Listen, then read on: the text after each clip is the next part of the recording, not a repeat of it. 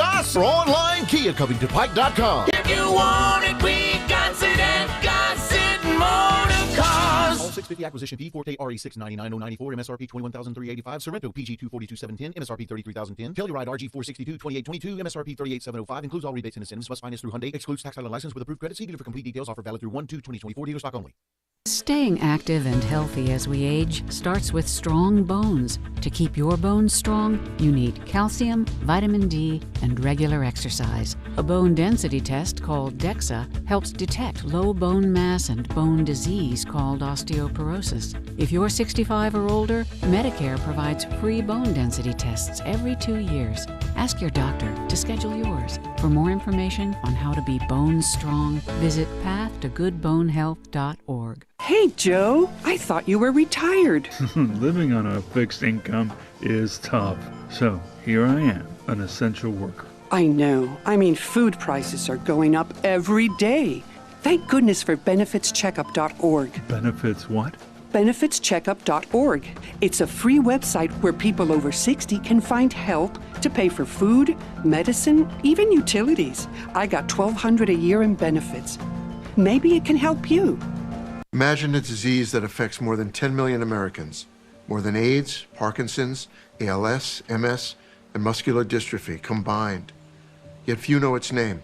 Some years ago, my mom was diagnosed with breast cancer, and after surgery, she developed lymphedema, LE, a cruel and chronic disease affecting 10 million Americans that occurs when the lymphatic system is compromised, leaving one with a lifetime of severe swelling and pain. What we found out later is its severity might have been lessened or possibly even prevented if only we were better informed. That's why I'm urging anyone facing cancer treatment to get educated, talk to your doctor, make it part of your cancer conversation. And if you have LE, share your story. With patients and doctors working together, we can learn and live. Learn more at lymphaticnetwork.org. We are Sports 56, WHBQ Memphis, and W253DF Memphis, Flynn Broadcasting Stations. It's time to get up and get your day started. Morant. Oh!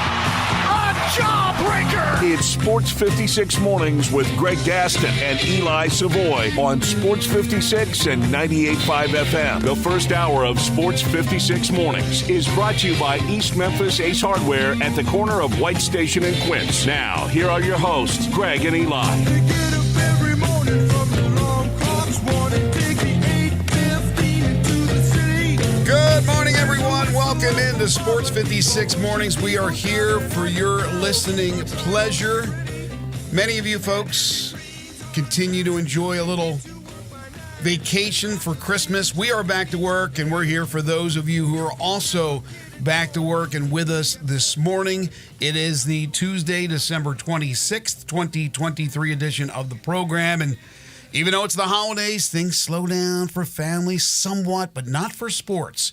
Not the sports world. We are busy as heck. Greg Gaston, Eli Savoy, Zach Boyd with you from the Family Leisure Studios. Family Leisure, 2120 Whitten Road. That is just north of I-40. And the first hour of the program is brought to you by East Memphis Ace Hardware. Today, temperature-wise, right now we're looking at clear skies, just 37, a high of only 52 today. Tonight, considerable cloudiness, occasional rain showers with a low dipping down to 36. And then for your Wednesday, partly cloudy and chilly with a high of around 51 degrees. Hope everybody had a spectacular Christmas day yesterday with your friends and family and got everything you wanted from jolly old St. Nick. Today on the program, we're going to give you a lot of everything. No coal in the stocking, plenty of different topics to get into. Special guests include Connor O'Gara to join us at 7:25 to talk bowl games. Jeff Crane at 8:25 from the University of Memphis. Zoe Goodson from Rhodes College and their men's basketball team getting set to take a trip out to Las Vegas. And then at 9:25, Blake Topmeyer, who wasn't able to be with us last week, SEC columnist for USA Today. More on college football. Of course, we'll talk Tigers basketball. We'll talk Grizzlies, who are back in action tonight in New Orleans against the Pelicans. The AP Top 25 poll came out yesterday. Memphis moving on up. We had a big day of NFL football, big weekend of NFL football we'll discuss, and a big day yesterday of NBA basketball on Christmas Day, plus bowl games resumed tonight. We got Humdinger's Trivia. That'll come your way at about 8:05. And for the final time, we will give you the topic for tomorrow's final 5 favorite things. We'll take your calls and texts.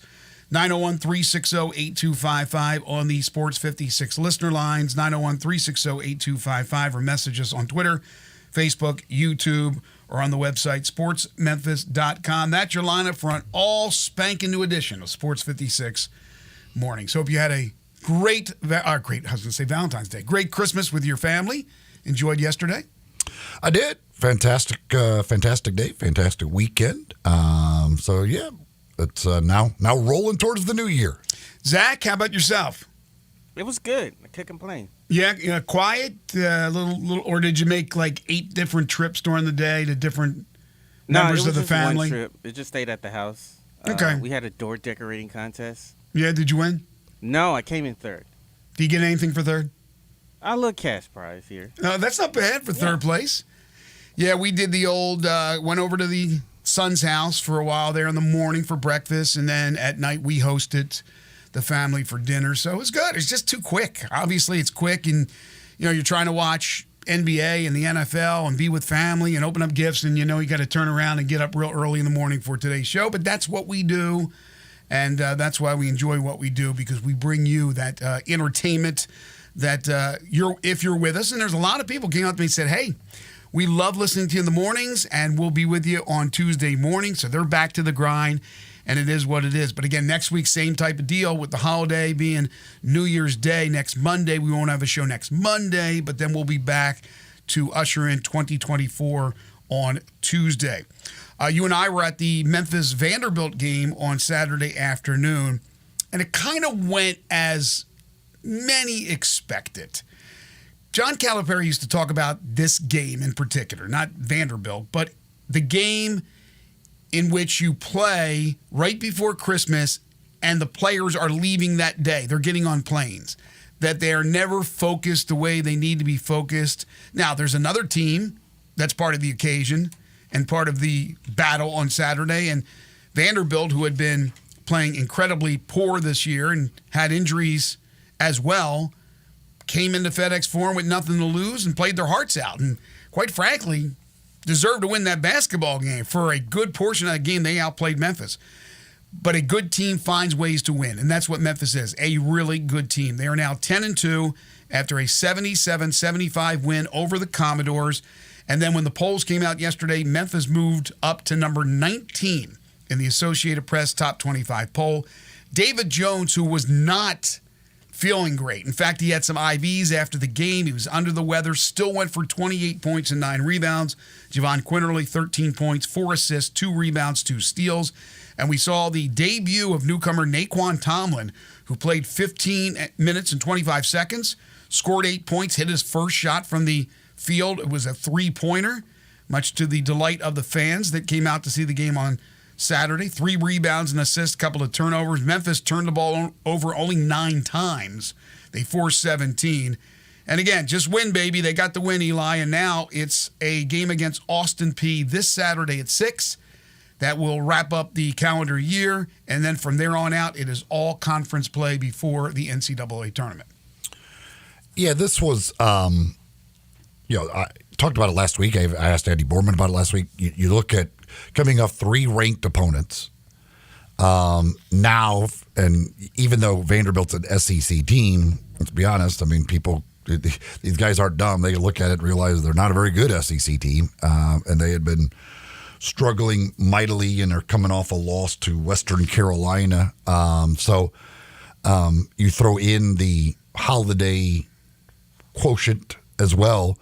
You could certainly see where a team is going to have a letdown. I mean, it's human nature for there to be a letdown coming off the 3 big wins they had. And give Jerry Stackhouse credit, give Vanderbilt credit. I mean, they what they were able to do from 3-point range for most of the game was impressive, because they are one of the worst 3-point shooting teams in the country. Now, whether those it was the kind of the regression to the mean or whatever down the stretch. They were not able to hit threes, and of course had the chance to win the game with a 3 at the buzzer, and were unable to hit that. But I believe they missed their last 6 3-pointers in that game. But they did a heck of a job. They played well, and gave themselves a great opportunity to win a game. But the Tigers were able to find a way to win, and you're going to, throughout a season, you have games that you might need a little luck, might have to figure out a way to win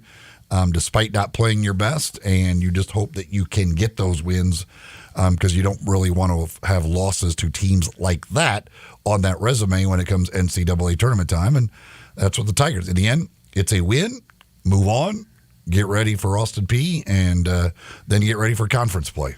And Memphis will finish near the top of the SEC in the standings at 4-1. Pretty good run against SEC teams. Should have been 5-0, but give credit to the Ole Miss Rebels. So the top 25 poll comes out yesterday. As I mentioned, Memphis moves up to number 19. Interesting, Ole Miss is 24th, 5 spots behind Memphis, despite a 12-0 mark. Just one of 3 unbeatens remaining in Division I basketball to go along with Houston and James Madison. Purdue got 46 first-place votes. They are number 1. Kansas got 5. They are number 2. The aforementioned Houston Cougars, unbeaten, they got 9 first-place votes, but not enough regular points to surpass Kansas. They are 3rd, Arizona 4th, UConn 5th. Tennessee comes in at number 6 in this week's poll. Florida Atlantic from the American Conference is up to 7th. They defeated Arizona in double overtime on Saturday, 96-95. Kentucky is 8th, North Carolina 9th, Marquette 10th. Then other teams of note, Clemson, which lost to Memphis, is still ahead of Memphis. They're 18. I mentioned Ole Miss at 24. But Florida Atlantic, I know they lost to Bryant, and people were laughing, what a fluke. They're no fluke. That is a really good team that had a bad day. Yeah, that was an impressive win, certainly, against Arizona. And it's good for the American Athletic Conference, good for the Tigers because of that. You will see.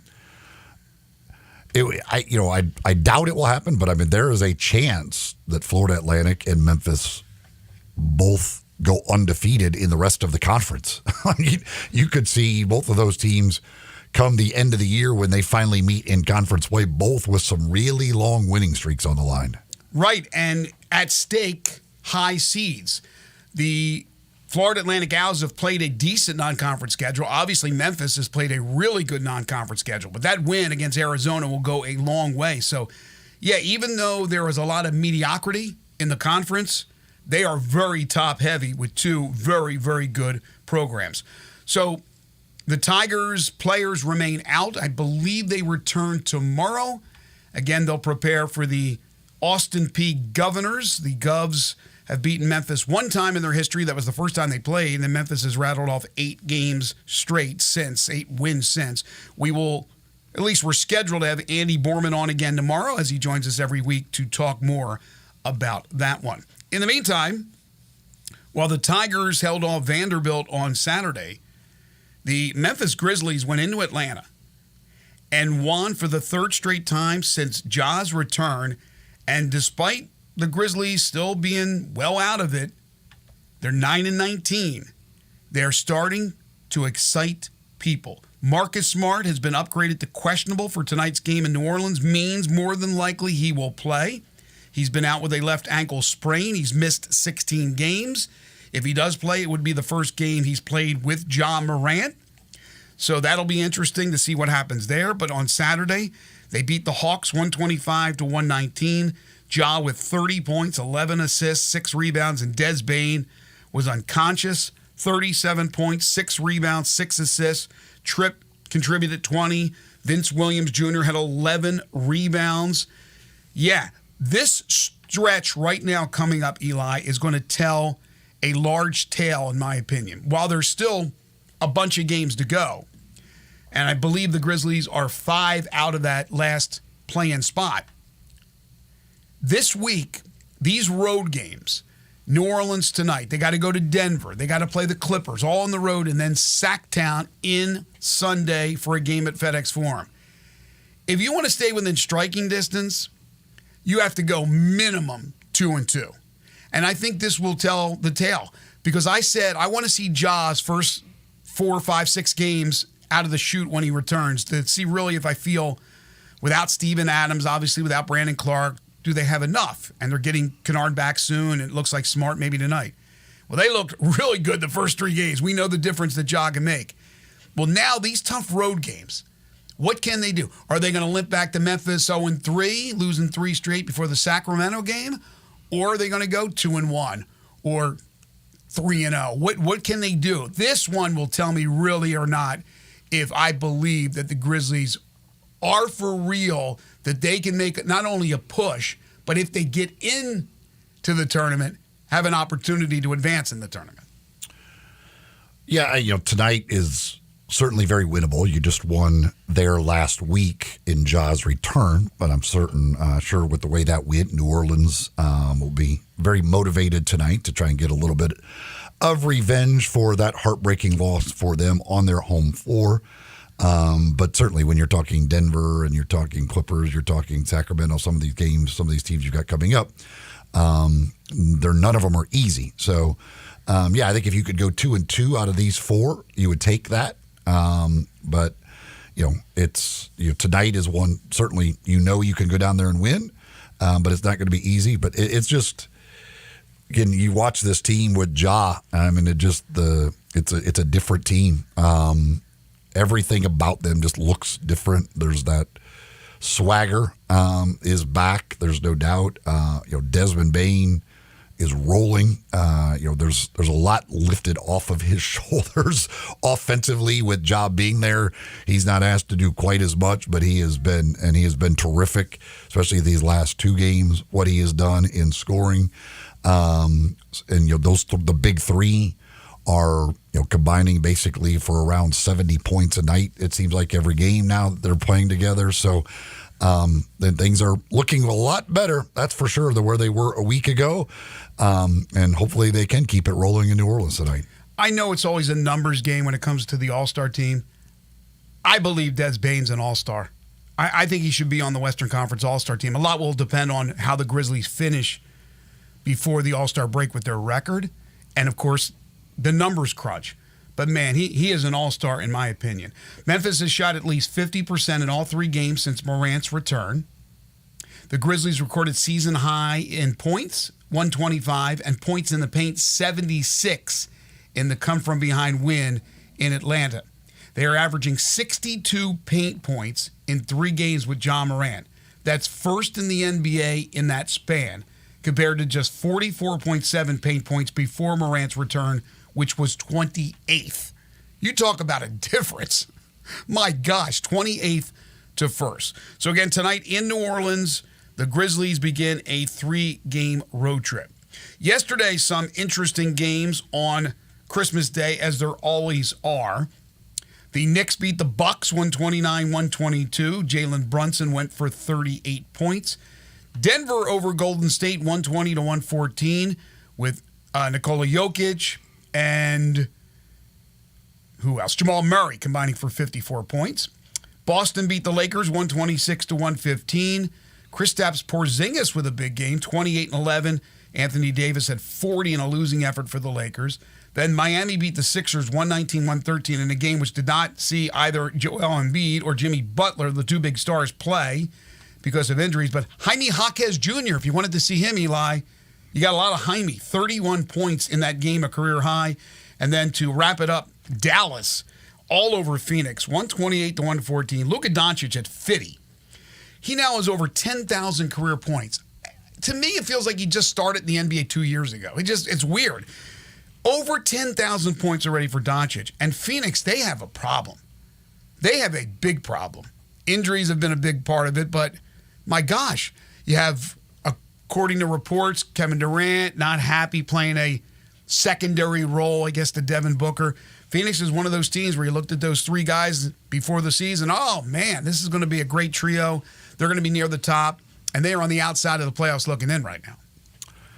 Yeah, I've never thought that would work very well, mainly because of injuries, which has been a big problem. But it just, there has to be a little, thought in putting guys together. And I don't think that threesome worked well because of you're talking about all kind of wing players. There's no kind of rhyme or reason to putting those three together, and they barely played all together. But yeah, it's going to be interesting to see where that leads them second half of the season, getting close to trade deadline. How do they try and tinker with things? What do they try and do? All of that stuff. Because when you've got what they've got invested, they've got to figure out a way to get in. That's for sure. We officially welcome Iowa State to town. They've been here for a couple of days as they get ready for Friday's AutoZone Liberty Bowl game, 2:30 kickoff from Simmons Bank Liberty Stadium. And welcome, Memphis. Good to have you here in Memphis as the Tigers get ready to play the Cyclones. Yes. I believe they get into town today. They get to their hotel, I think, actually, what is it, tomorrow? They get down to the, I think it's the Sheridan downtown. But bowls pick back up today. There are 3 games on the schedule for today. The Quick Lane, Bowling Green in Minnesota. The First Responder, which was the bowl Memphis played in last year down in Dallas. Texas State and Rice, and Kansas and UNLV in the Guaranteed Rate Bowl. I got to be honest with you. I've been so busy. I've watched just a little bit of a couple bowls. I watched a little bit of Arkansas State. They lost to Northern Illinois 21-19 in the Camellia Bowl. They had a 2-point conversion try to tie the game up and did not convert, so they lose that game. I watched, and Butch was mad. He was redder than he normally is. Butch was, man, oh man, that was. I don't know if he's got a big bonus for winning a bowl game or what, but he was an angry man about the offside call on the onside kick. Whew, man. Did he have a right to be angry? I mean, you could probably make an argument that he had a right to be angry. I'm not sure he had a right to be that angry. I don't know if anybody has a right to be that angry over a bowl game. Unless it's a playoff game. I don't know anybody has the right to be that angry. Like, he wanted to, he wanted to kill an official. Like, dude, it's a bowl game. Who cares? Couple of other results. Northwestern beat Utah 14-7 in the Vegas Bowl. I bring that up because what a turnaround for Northwestern. From Pat Fitzgerald and that whole deal, fired the investigation into what was going on at Northwestern. And this interim coach, who now is the head coach, turns them around and gets them a win over Utah in the Vegas Bowl. Ended up winning 8 games. Friday night was just the one game, Georgia Tech, UCF, Gasparilla Bowl. UCF's leading 14-0. I think that was my pick, your pick. I turn around, Georgia Tech wins that one 30-17. Their coach, Key, he did a good job with Georgia Tech this year. So these bowl games they're impossible. They're impossible to handicap. You don't know who's really into it, who's not into it. And then we get the news today, or maybe it was late last night, about Florida State. The backup quarterback, the guy who ended up having the concussion, Roddenbaker. He has hit the transfer portal. What? Like, right before their game against Georgia, he is not even going to play in this game. We'll talk more about that when Connor O'Gara joins us in our next segment. Florida State is down like 20 guys. It is incredible. And I guarantee you we'll get calls and texts after Georgia blows them away, because Georgia will blow them away. There's nobody on that team. So that's sad to hear that news, especially this late in the game. There's going to be a lot of guys hitting the portal after their bowl games. And there are guys that have announced they're hitting the portal and still are playing for their teams. I asked Ryan Silverfield about that last week at his press conference. He said, he wouldn't allow that. And I would think most coaches wouldn't. But some coaches are allowing that to happen. Then you had the news of Jerry Kill announcing he's stepping down, I guess health reasons again, at New Mexico State. And huge news for Ole Miss. Former 5-star defensive tackle Walter Nolan is transferring from A&M to Ole Miss, 6'4", 290-pounder. Ole Miss has done an absolutely incredible job in the portal, and they are going to be one of the teams to beat next year in college football. They've had a great year this year. It could be that special next year on a 12-team playoff where Ole Miss finds themselves in the postseason, in the playoffs. Yeah, they certainly will be one of the teams that will be, have a great shot at getting there. The Walter Nolan news was no surprise. Everybody knew that was pretty much coming.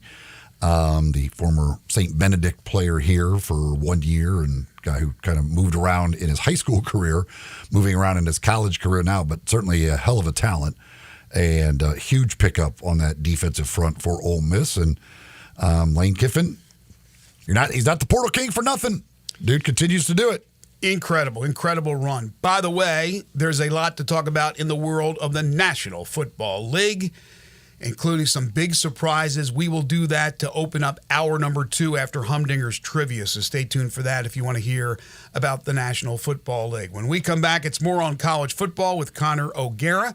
Do want to tell you folks about the great folks down at All-Star Chevrolet in Olive Branch. If you're ready for a new Silverado, All-Star Chevy in Olive Branch is financing down to 1.9 or up to $10,000 cash, plus make no payment for 90 days, and your good credit deserves it. That's a great way to start off 2024. You can check out all the red tag deals on the Tahoes, the Equinox, the Trailblazers, all their great vehicles. Families love the Traverse with the third row seat so they can do more together, take those family trips whenever and wherever they want to go. What are you doing New Year's Eve? What are you driving to those parties you're going to? Military, teachers, college students, healthcare workers, you get an extra $500 bonus. If you want a certified pre-owned Chevy or any pre-owned, All-Star's loaded up. If it's not there, just ask Jeff. He'll find it for you. Kevin and Jeff and everyone at All-Star Chevrolet wants to wish everyone a happy new year and, of course, a belated Merry Christmas. Remember, it's not South Haven, not Mount Moriah, not Bartlett, not Collierville. It's got to be Olive Branch. Find new roads to All-Star Chevy today or go to allstarautogroup.com. Just underway on a Tuesday, day after Christmas. This is Sports 56 Mornings with Greg and Eli on Real Sports Talk, Sports 56 and 98.5 FM. We are Real Sports Talk. Sports 56 WHBQ. Available on your radio dial at 560 AM and 98.5 FM, as well as around the world online at sports56whbq.com. Take us with you everywhere by downloading the Sports 56 app. And at home, just say, Alexa, play Sports 56. Wherever you are, stay tuned in to Real Sports Talk. Sports 56 and 98.5 FM. East Memphis Ace Hardware is more than just a hardware store. It's really a customer service store. With 20 employees along with complete inventory of items, big to little, finding what you need is easy. Choosing from a complete selection of Big Green Egg as well as Traeger and Weber grills. And the Garden Center has everything for your yard. You can get glass cut, repair screens, even new keys with key fob programming. Tools, nuts, bolts, screws, you need it, East Memphis Ace Hardware has it. And they're just down the street at the corner of Quince and White Station. There's an institution in East Memphis that I love talking about. It's the Spirit Shop at 4848 Poplar Avenue, right down the street from Clark Tower, and it looks like a log cabin. It's been around Memphis since 1969 with a family-owned, friendly, knowledgeable sales staff that is just a wonderful place to go. I love going in and talking wine or bourbons, and they've got such great selection. So if you've not visited the Spirit Shop in a while, it's been remodeled. You'll love what you see when you need spirits. Tell Eddie Wollo said hello. As the weather gets colder, the NFL offers Stay Hot on FanDuel. Right now, new customers get $150 in bonus bets with any winning $5 moneyline bet. That's $150 if your team wins. If you've been thinking about joining FanDuel, there's no better time to get in on the action. The app is so easy to use. There's a wide range of betting options, spreads, player props, over-unders, and more. I like putting parlay bets together, hammering the overs, and anytime player touchdown bets always have me on the edge of my seat. So if you're ready to do the same, visit FanDuel.com/win and kick off the NFL season. That's FanDuel.com/win. FanDuel, official partner of the NFL. 21 plus and present in Tennessee. First online real money wager only. $5 pregame money line wager required. First online real money wager only. $10 first deposit required. Bonus issued as non-withdrawable bonus bets. It expires 7 days after receipt. See terms at sportsbook.fanduel.com. Gambling problem? Call TN Redline 1-800-889-9789. A good friend of mine told me about this awesome place for lunch. Oh, yeah? What's the name? Neil's Grill and Bar, where the fat man rocks. Everybody knows Neil. Where's it located? It's located in Yorkshire Square off of Quince. And what's it like? The best lunch place in Memphis. You know, like real mashed potatoes and gravy. Everything is made from scratch. Monday through Friday, daily lunch specials like Monday, baked chicken, Italian Tuesday, spaghetti, ravioli, Italian spinach, delicious fried catfish, fried chicken livers every Wednesday, Friday, Salisbury steak, barbecue chicken, or if you just want a vegetable plate, the best veggies in town. What about the lunch price? Meat and 2 veggies, $8.95. Meat and 3 veggies, $10.95. And veggie plate, $9.95. Big fat boy portions, man. Man, you're making me hungry. Come hear the best live local music at Neil's. Eddie Smith plays Sundays 5 to 9, Mondays karaoke, Tuesdays Debbie Jameson, Wednesdays Elmo and the Shades, Thursdays John Williams and the A440 Band at Neil's. Where the fat man rocks. It's the hometown Memphis Tigers taking on Iowa State in this year's AutoZone Liberty Bowl. Plus, Memphis music legends, the Barkays, will be there performing the music that made Memphis, and you'll want to be there too. Everybody say, so bigger. Say, so bigger. It's all happening Friday, December 29th at 2:30. Get your tickets today by calling the AutoZone Liberty Bowl at 795-7700. The Tennessee Highway Safety Office reminds you that fans don't let fans drive drunk. Sports 56 traffic brought to you by Curfew. Enjoy the ultimate dining experience at Curfew. Tuesday is Ladies' Night with $8 Cosmos, lemon drops, and daiquiris. Curfew American Tavern Craft Cocktails, your new destination. 164 Union Avenue, main floor of the Canopy Hotel. Sports 56 traffic. Good morning. It's been really quiet out here so far as accidents causing big delays. A little bit of volume trying to develop on 40 westbound coming in from Fayette County. Still looks good. Southbound over here on Austin P Highway working your way towards I-40. It looks good. I-40 passing Watkins near the 101 connector. 24/7 reliable crane and rigging services here in the Memphis area. It's Tomahawk Crane and Rigging. They're online at tomahawkcrane.com. I'm Commander Chuck with your on-time traffic.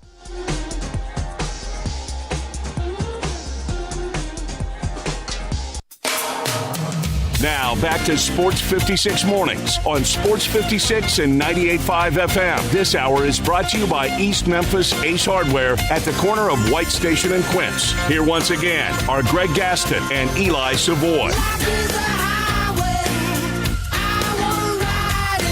Welcome back, everyone. 7:30 the time on this day after Christmas. Hope yours was a terrific one. It is time to talk some college football. We are getting into the nitty-gritty now of bowl season and, of course, the college football national playoffs and national championship game as we'll usher in 2024. And it's always great to talk college football with Connor O'Gara.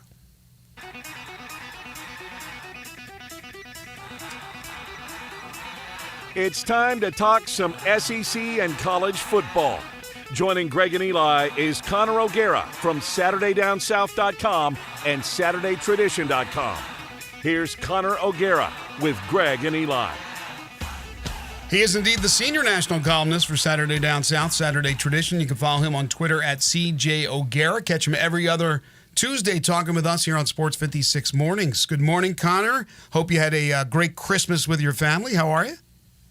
Doing well, just trying to get back into the swing of things. It was a great low-key Christmas here in Central Florida. Life is good, man. I'm ready to get into the nitty-gritty of bowl season, as you said. So I'm trying to do the math, and I think, if I have this correct, after today, the next time we'll talk to you will be actually the Tuesday morning after the national championship game. So we have a lot to get to on the show.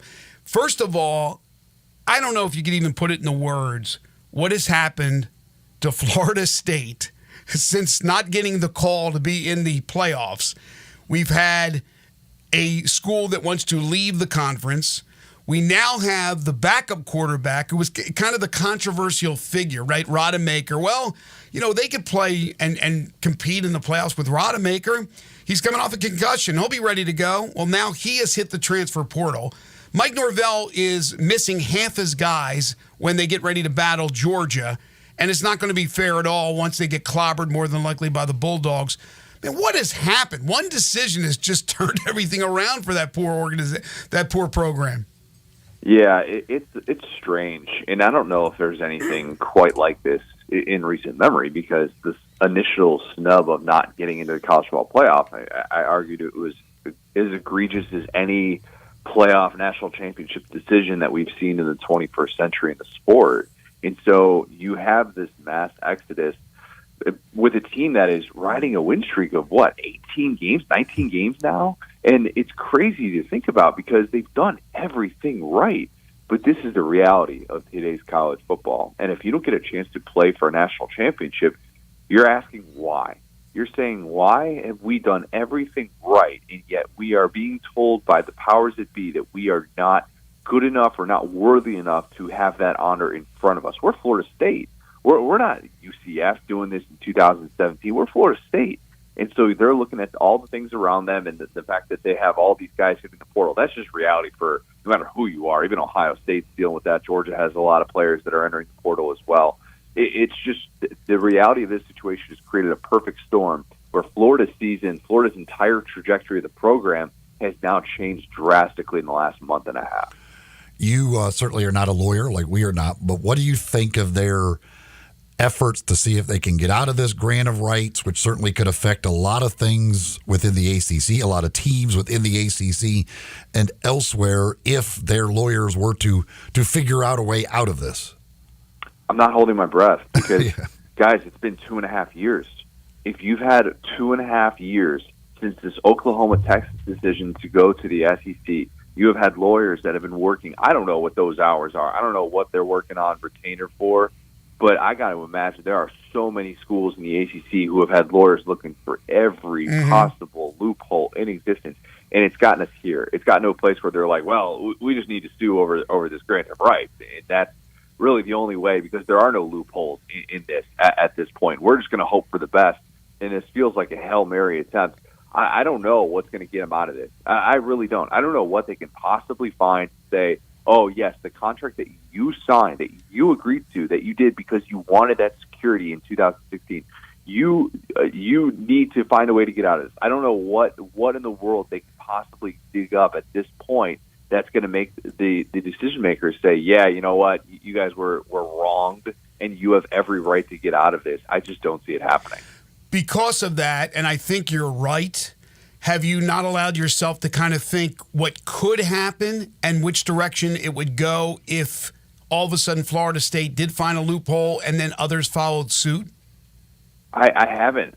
Look, I'll continue to say, unless someone is willing to pay that fee or they have found this wrongdoing where they can get out of it, I don't want to necessarily sit here and talk about it. Yeah, I mean, it would be fascinating to see what it would look like for certain schools in the SEC and certain schools in the Big Ten, because the conference would break apart. I think if we did see those ways to get out of the grant of rights deal, which still has these teams in this contract through 2036. I mean, Florida State's going to get out of the ACC at one point or another, but I just don't think it's going to happen. Maybe there is that out in 2027. I know that had been talked about as well. I can't remember. Chris Vanini brought up something about that, about how there could be potential wiggle room to get out of it at that point. But still, I just think that the ACC right now is just so on hold with its future, and seeing the way that this playoff selection committee treated Florida State has certainly expedited that process. Connor, do you believe the chatter that if Harbaugh leaves Michigan, that Brian Kelly could be the guy there? Man, I saw my guy Hester talking about that. Look, Hester doesn't make up things like that. He doesn't. He's not the one that's going to get out there and necessarily throw something just to see if it sticks. I think it's fascinating because I do think there is a bit of negotiating and Kelly wanting to see where he stands with LSU after 2 years. 2 years in which you could poke holes in it, but at the same time you would say, all right, well, you just had a Heisman Trophy winner this year. Yes, it was disappointing that he only won 9 games, but Bama, you beat them in year one. You got to an SEC championship. Could there be a bit of posturing going on here? That wouldn't surprise me. It wouldn't. Wouldn't be the first time a former, or I guess an active LSU coach is rumored to be going to Michigan only this year. Oh, yeah, he's actually not going there. Shout out 2007, that wacky season. I don't think it'll end up happening. I just don't. I do think that there could be a little bit of, Kelly's camp trying to get out ahead of this. But I would be surprised if he were to leave LSU for Michigan. If he were to go there, again, you're a coach that has coached at Notre Dame, LSU, and Michigan. My goodness, that's a hell of a lineup of teams you've coached.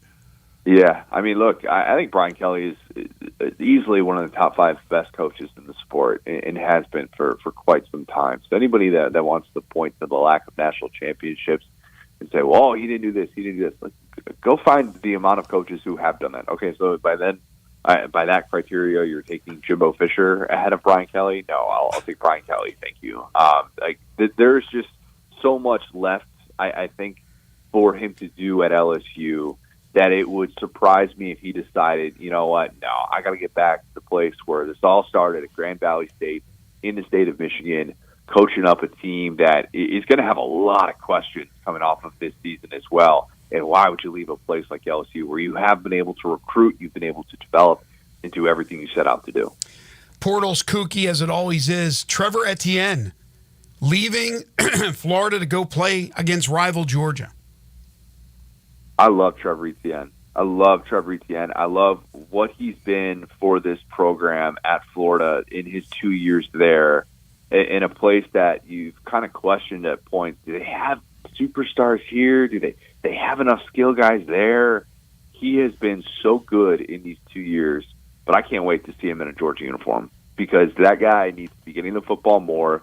And if this is really as simple as, and it's not as simple, I shouldn't say it's as simple as this, but if the sticking point with Billy Napier really was about pass protection, and he couldn't become a feature back unless he became a better pass protector, which is what I've been told those conversations were, then that's an absolute joke in today's era of college football. Get a better offensive line and stop asking your 5'9", 205-pound running back to be a pass protector and use that as an excuse not to give him the football more. To me, that's just absolutely absurd. Trevor Etienne is maybe the best back that Georgia's had since, DeAndre Swift, maybe a little bit of the player James Cook became in 2021. Guys, he is that good. He is a special player. And even if he doesn't get some massive increase in touches, I still think his impact will be felt even greater, and he's going to become an even bigger household name in the sport. Eli and I were talking earlier about what Lane Kiffin has done at Ole Miss, and the latest being Walter Nolan, just a huge pickup from Texas A&M. Who, in your opinion, so far, with lots more of things still to happen, but your opinion, top 2 or 3 portal moves so far? Etienne to Georgia is one of them. It has to be. I think you could look at a lot of different things with what Ole Miss has done and say, I like this, I like that. Getting Juice Wells into that system at Ole Miss is going to be a top portal move. It really is. Juice Wells at South Carolina was a tremendous player that they just got for nothing. And he became the number one guy and passed up a ton of guys on that depth chart and was fantastic in 2022, and especially down the stretch when South Carolina was beating the likes of Tennessee and Clemson, and they played really well against Notre Dame. But it was just a lost season for him. It was a lost season. Getting him into that offense at Ole Miss, if he stays on the straight and narrow, and if he's locked in, that is going to be a special sight to see. Look at what they just did with Trey Harris, the Louisiana Tech transfer, a guy that a lot of teams could have had. And he just turns into a superstar. That guy was must-see TV whenever he was on the field and healthy this past year. That's what Lane Kiffin has done. Those superstars in the passing game have been year after year that he just finds. Juice Wells, I think, will be a big-time impact player, potential All-American next year. If you were ranking SEC teams for next year right now, obviously still a lot to be decided in the portal, where would Ole Miss fall in your rankings? I think 4th, but I think I'd have to put them 4th because let's remember the Texas part of this as well. You can't put them ahead of Alabama. You can't put them ahead of Georgia, Texas. To me, Texas actually checks the most boxes of a national championship team of the remaining playoff field. And I don't think they're going to win. I think they're going to lose to Bama in the national championship, but they have all those pieces in place. So with returning Quinn Ewers, I know they're going to lose some of those key pieces in the receiving room to the NFL. At least that's expected. But I still would probably say Ole Miss is right behind them. I mean, and especially with the way the schedule sets up too, it's really favorable not having to play Bama. And you look at these other SEC teams. Yeah, I think Ole Miss is definitely on the short list. I will not have them going 6-6 next year. I can tell you that. All right, you just gave us a little teaser for the national semis and the championship game. We'll get a little bit more info on that in just a second. Before we do that, though, a couple of the bowl games that you are looking forward to watching from here through the national championship game, other than obviously the playoff games. How about Mizzou and Ohio State? A game that, look, I think we all can acknowledge that teams have different motivations for bowl season. Mm-hmm. Mizzou is not going to have any opt-outs in that football game, and they're going to return a ton of talent. They're a team that you talk about Ole Miss and where their hierarchy is in the SEC next year. Mizzou feels like they should be right there as well, and it's hard to blame them with what they've done during this regular season, wherein they've gone 10-2 and played with every team on that schedule. I think they're going to be plenty motivated. An Ohio State team that you just don't know what to expect without Kyle McCord, with some of the opt-outs that they've had, with some of the guys that are going to be going to the NFL. I think Mizzou is set up to have one of those days where you're reminded that bowl games can still matter and they can still carry significance. And then, obviously the Peach Bowl. We talk about Ole Miss a lot here, but, I think seeing what both of these teams are going to do in a spot where they're trying to show that they can beat elite teams. Penn State is kind of the Big Ten's version of Ole Miss, where they've just been held down by the elite competition. But, I think this should be a really nice matchup for two teams that should have all the motivation in the world. You mentioned what your national championship game is, and it's interesting that it seems like everybody that I see is picking Alabama to beat Michigan. It's hard to find somebody picking Michigan out there in this game. It's crazy to think the year Michigan had, but everybody thinks that Alabama's just going to beat them. Eli, go talk to some Michigan fans, because I'll tell you what, they're mighty confident. I'm not sure if you guys have seen the Taylor Lewan clip that came out, but I was like, oh boy, he watched a little bit too much USF game film and not enough Georgia game film. Look, I think that Alabama has a slight edge, and the thing that I keep coming back to in this matchup is the roster of quarterbacks that Michigan has faced. It is not good. Greg, Talia Tagovailoa, a nice player, really nice player, big-time Big Ten all-time leading passer, right? Guy had a great career. If he is easily the best quarterback that your team has faced, that's telling. And he is easily the best quarterback that Michigan has faced this year. They have faced two top 50 pass offenses all year. One of them was led by Kyle McCord, who's now off to Syracuse. Jalen Milroe is a different cat. He's a different cat than anybody they've tried to defend this year. They're trying to use Alex Orji in practice to simulate what Milroe is going to bring to the table. I don't know if they're going to be able to do that. I think he's got some similarities to Max Duggan in the way those guys like to operate. We saw what he did to that Michigan defense last year in the playoff semifinal. Yeah, I know that Vegas still has Michigan as the favorite, but I'm not betting against Alabama. They have Team of Destiny type vibes right now. All right, so your championship game, how do you see the game going? I think Bama wins a thriller, and I don't think that we lose a quarterback at halftime a la the national championship between Bama and Texas ended in 2009 with Colt McCoy going out. I think both quarterbacks hopefully stay healthy, and I hope they stay healthy so that we avoid the, oh, my God, Malik Murphy should be playing in this football game when he had to hit the portal. I don't want that to happen. That would be worst-case scenario, and I don't have a dog in this fight. But I think Alabama wins the national championship. I do. I think they are able to get revenge. It's really hard to beat a team twice in the same season, and especially knowing that Alabama had all these different things that they did wrong against Texas, an offensive line that should be so much better than the one that Texas dominated back in week 2. I think that matchup is a bit more fair, even though Texas' defensive front is so unbelievably rock solid. But I'll take Bama to win a national championship. I'm not betting against Saban at this point of the season. But if Arch Manning were to lead Texas to a national championship, I mean, come on. With the storylines we have there, that would be amazing. Man, the internet would melt down. It would be fantastic theater for those of us in the content business. If you were in charge, what should happen to the kid from Eastern Michigan that threw the sucker punch to start the brawl? Suspend him for next year? Is that too much? No, I don't think so. I mean, that's crazy what he did.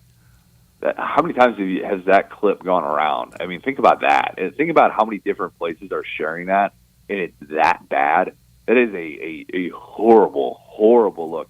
If you can suspend kids, essentially, I mean, it's not suspending, but it used to be NCAA rules for, transferring as an undergrad. You had to sit out a season. I think you could sit out a season for doing that. That was about as bad as conduct as I've seen.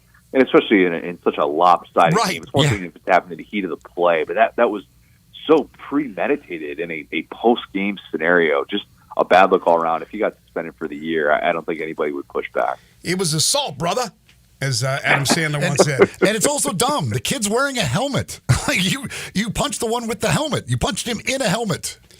Guys, there are things that I don't understand.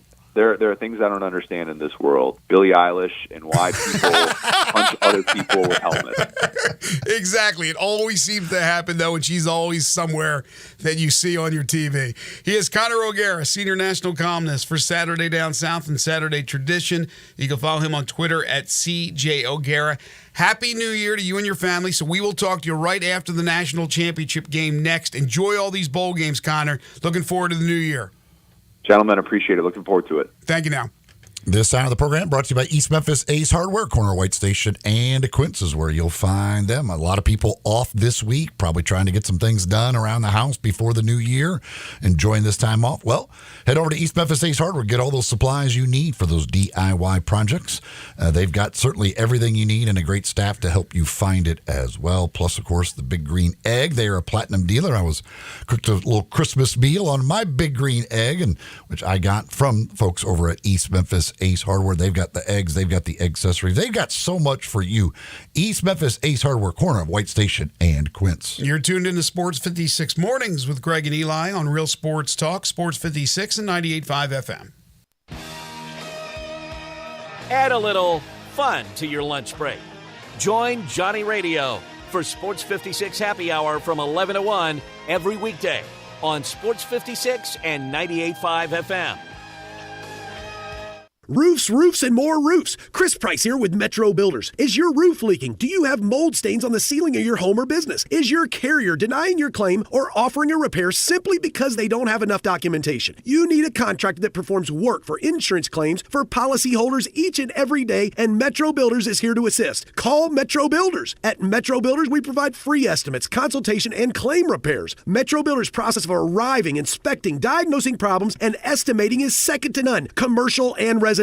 Our team of Hague-certified technicians are standing by to assist you with providing estimates and photos to your carrier to document your loss. All you owe is what your policy states. No large fees on top of the final scope. We use high-grade materials and are certified by companies like Atlas, CertainTeed, Owens Corning, and Mulehide with labor warranties up to 50 years on all of our jobs. Metro Builders provides roof repairs across the Mid-South. Call Metro Builders to schedule your inspection free. Call me. 901-375-1717. That's 901-375-1717.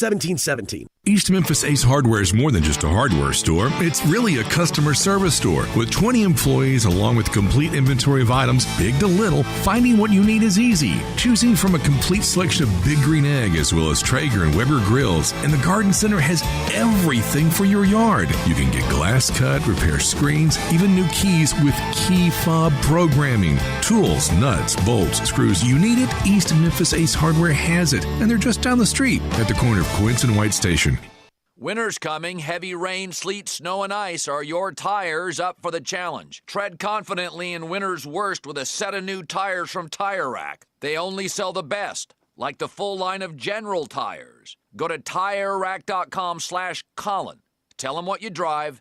Your tires will ship fast and free to you or one of over 10,000 recommended installers. Go to TireRack.com, the way tire buying should be. I just left those Ford and Toyota dealers. You ought to see their selection of new cars and trucks. And you should see their prices. Santa trades at Sunrise Buick GMC truck. Top trade-in for old sleds, immediate financing, a true bargain lot with cars and trucks under $99.95. And remember, Sunrise specializes in first-time buyers. Want to buy a car or truck and have some left over for the holidays? SunriseMemphis.com. Covington, Pike, Wolf Chase, and Collierville. Happy holidays.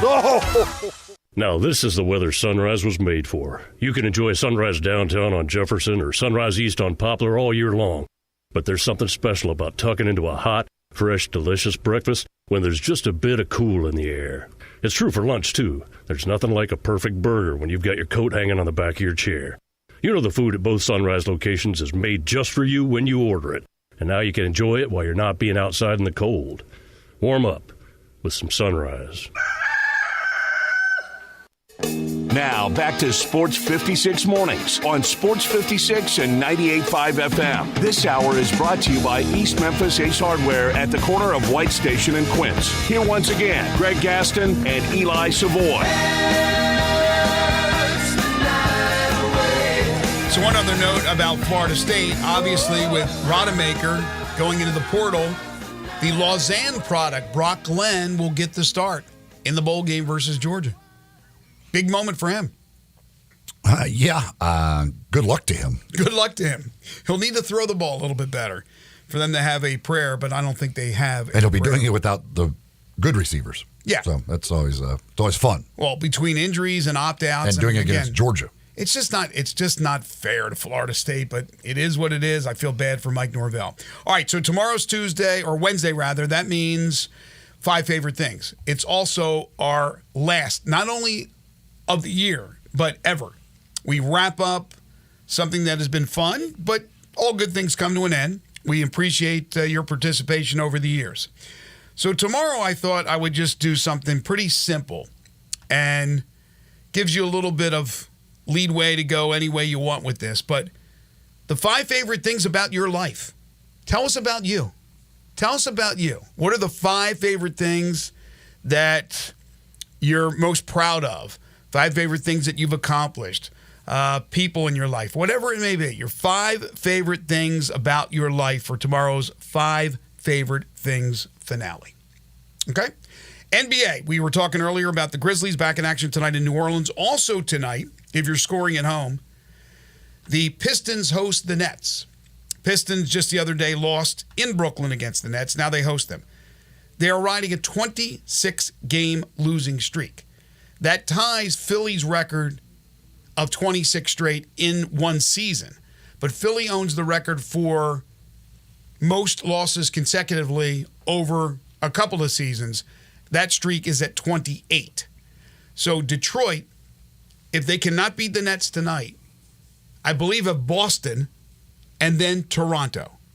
And if they lose the next 3, the record would fall. Good for them. 26 in a row. It is hard. Achieving history. It is hard for me to believe in any professional sport. Hard enough in collegiate sports, but I could see it sometimes in a collegiate sport. In professional sports, in the big 4, if you will, and that includes the hockey, that a team can lose that many times consecutively. They have professionals. They have guys who make a lot of money. They have guys who have a lot of pride. They have guys who practice. They are not always injured. I don't understand. There are games that you play opponents when those opponents aren't into it, when they have injuries themselves, when they've had travel issues. Like one time you would win a game. It boggles the mind in this day and age that still happens.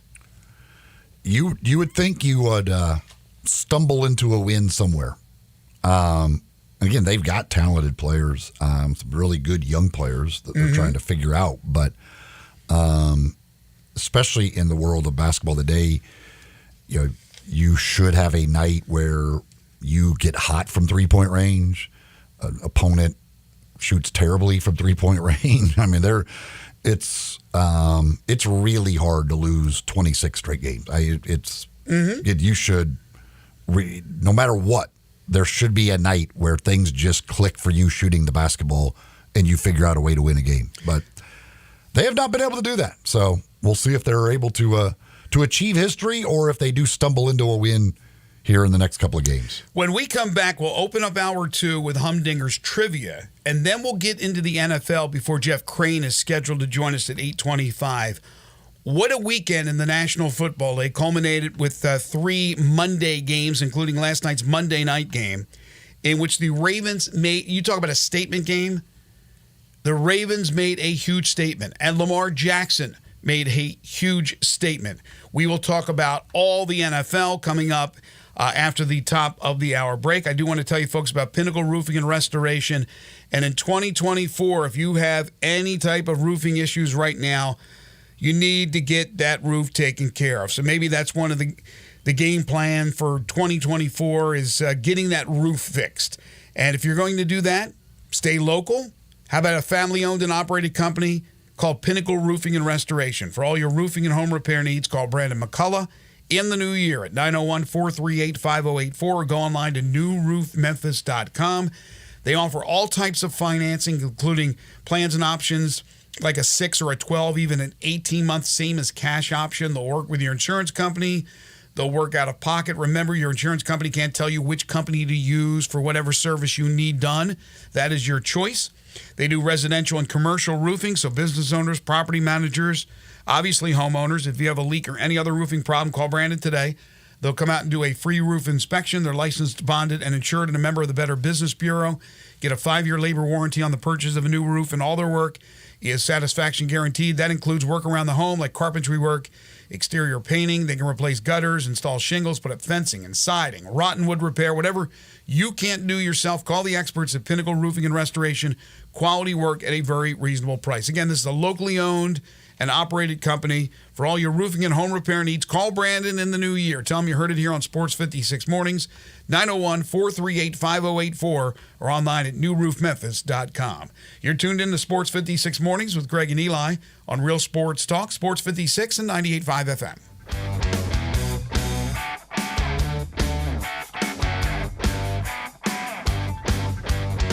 Are you wearing a hat that says meat? Yep, it's the final piece of my collection. Your collection of meat hats? My collection of Central Barbecue merchandise. Oh, okay, I've noticed you have a few Central Barbecue t-shirts. A few. I've got a lot of Central Barbecue t-shirts. In fact, I have them all. How many are there? Well, let's see. There's 11 of the basic t-shirts. 11? And like all other cool Central Barbecue merch, they're available at eatcbq.com. Did you just use the word merch in conversation? Not just any merch. CBQ merch. Hats, t-shirts, cups, even kids and baby clothes for when the little me comes along. That kid's going to love Central Barbecue because they have such great merch. Ribs. You or someone you know or care about has dealt with a difficult divorce. When facing divorce, you need the attorneys at Rice Law.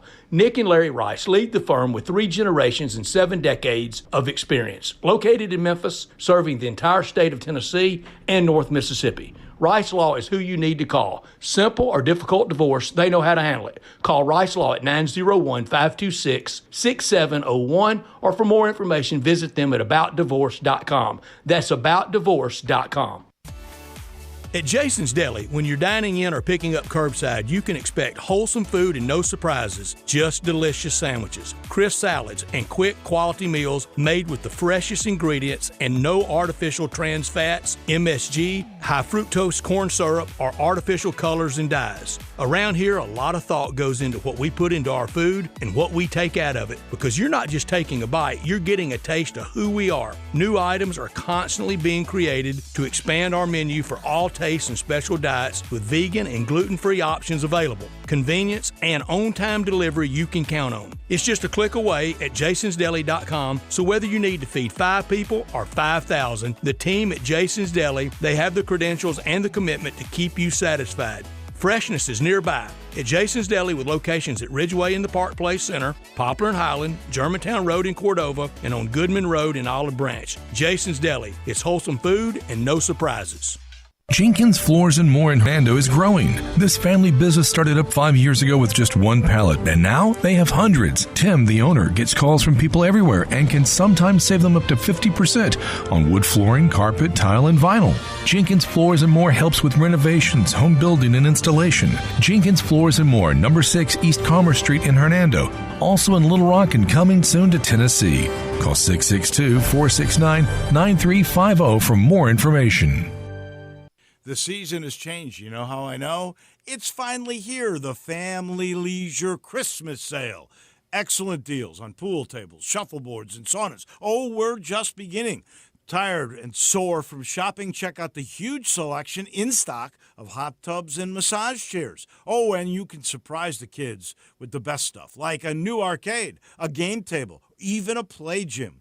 Gifts for the whole family to enjoy and enjoy together. Also on sale. Theater seating, outdoor kitchens and grills, patio furniture, and fire pits. Merry Christmas from our family to yours. That's Family Leisure of Memphis. Every year we wait.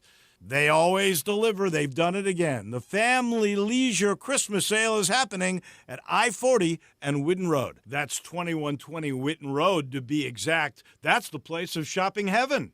Family Leisure, where family and fun all come together.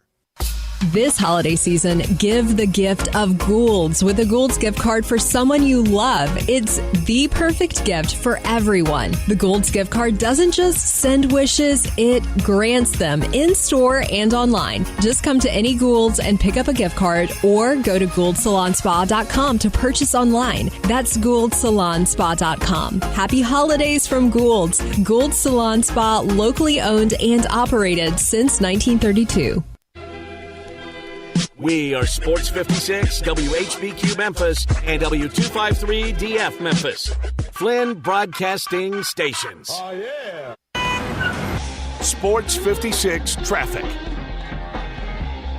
Good morning. Still looks good right now on 385 Billmore Parkway coming in from Collierville all the way up to 240 as you make your way up through DeSoto County northbound on 55 into South Haven. That looks good right now. There's still some radar left over out here this morning. Be careful. Weimer's Jewelry. They're located 7525 Highway 64. They are your Valentine's Day headquarters.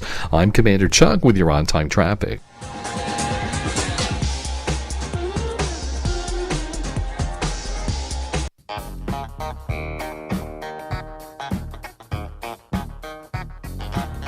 Now back to Sports 56 Mornings on Sports 56 and 98.5 FM. This hour is brought to you by James Gaddis Jewelers. Don't you just love it? Here once again, Greg Gaston and Eli Savoy.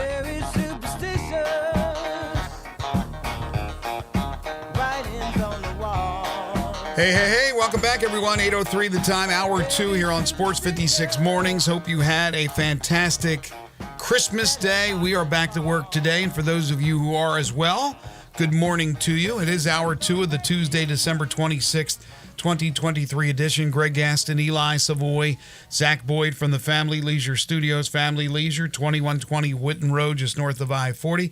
Currently sunshine, 35 degrees, 52 for a high today. That's it. Tonight, considerable clouds, occasional rain showers with a low of 36. And then for your Wednesday, partly cloudy and chilly with a high of around 51 degrees. Second hour of the program brought to you by James Gaddis Jewelers. And, of course, every Tuesday we give you a chance to win a $25 gift certificate to Humdinger's Trivia. To Humdinger's. That is right. Humdinger's Trivia every Tuesday, giving you that opportunity to win a $25 gift certificate. Of course, it is Tuesday, although it may not seem like Tuesday to a lot of folks out there. It may seem like Monday, whatever. It is Tuesday.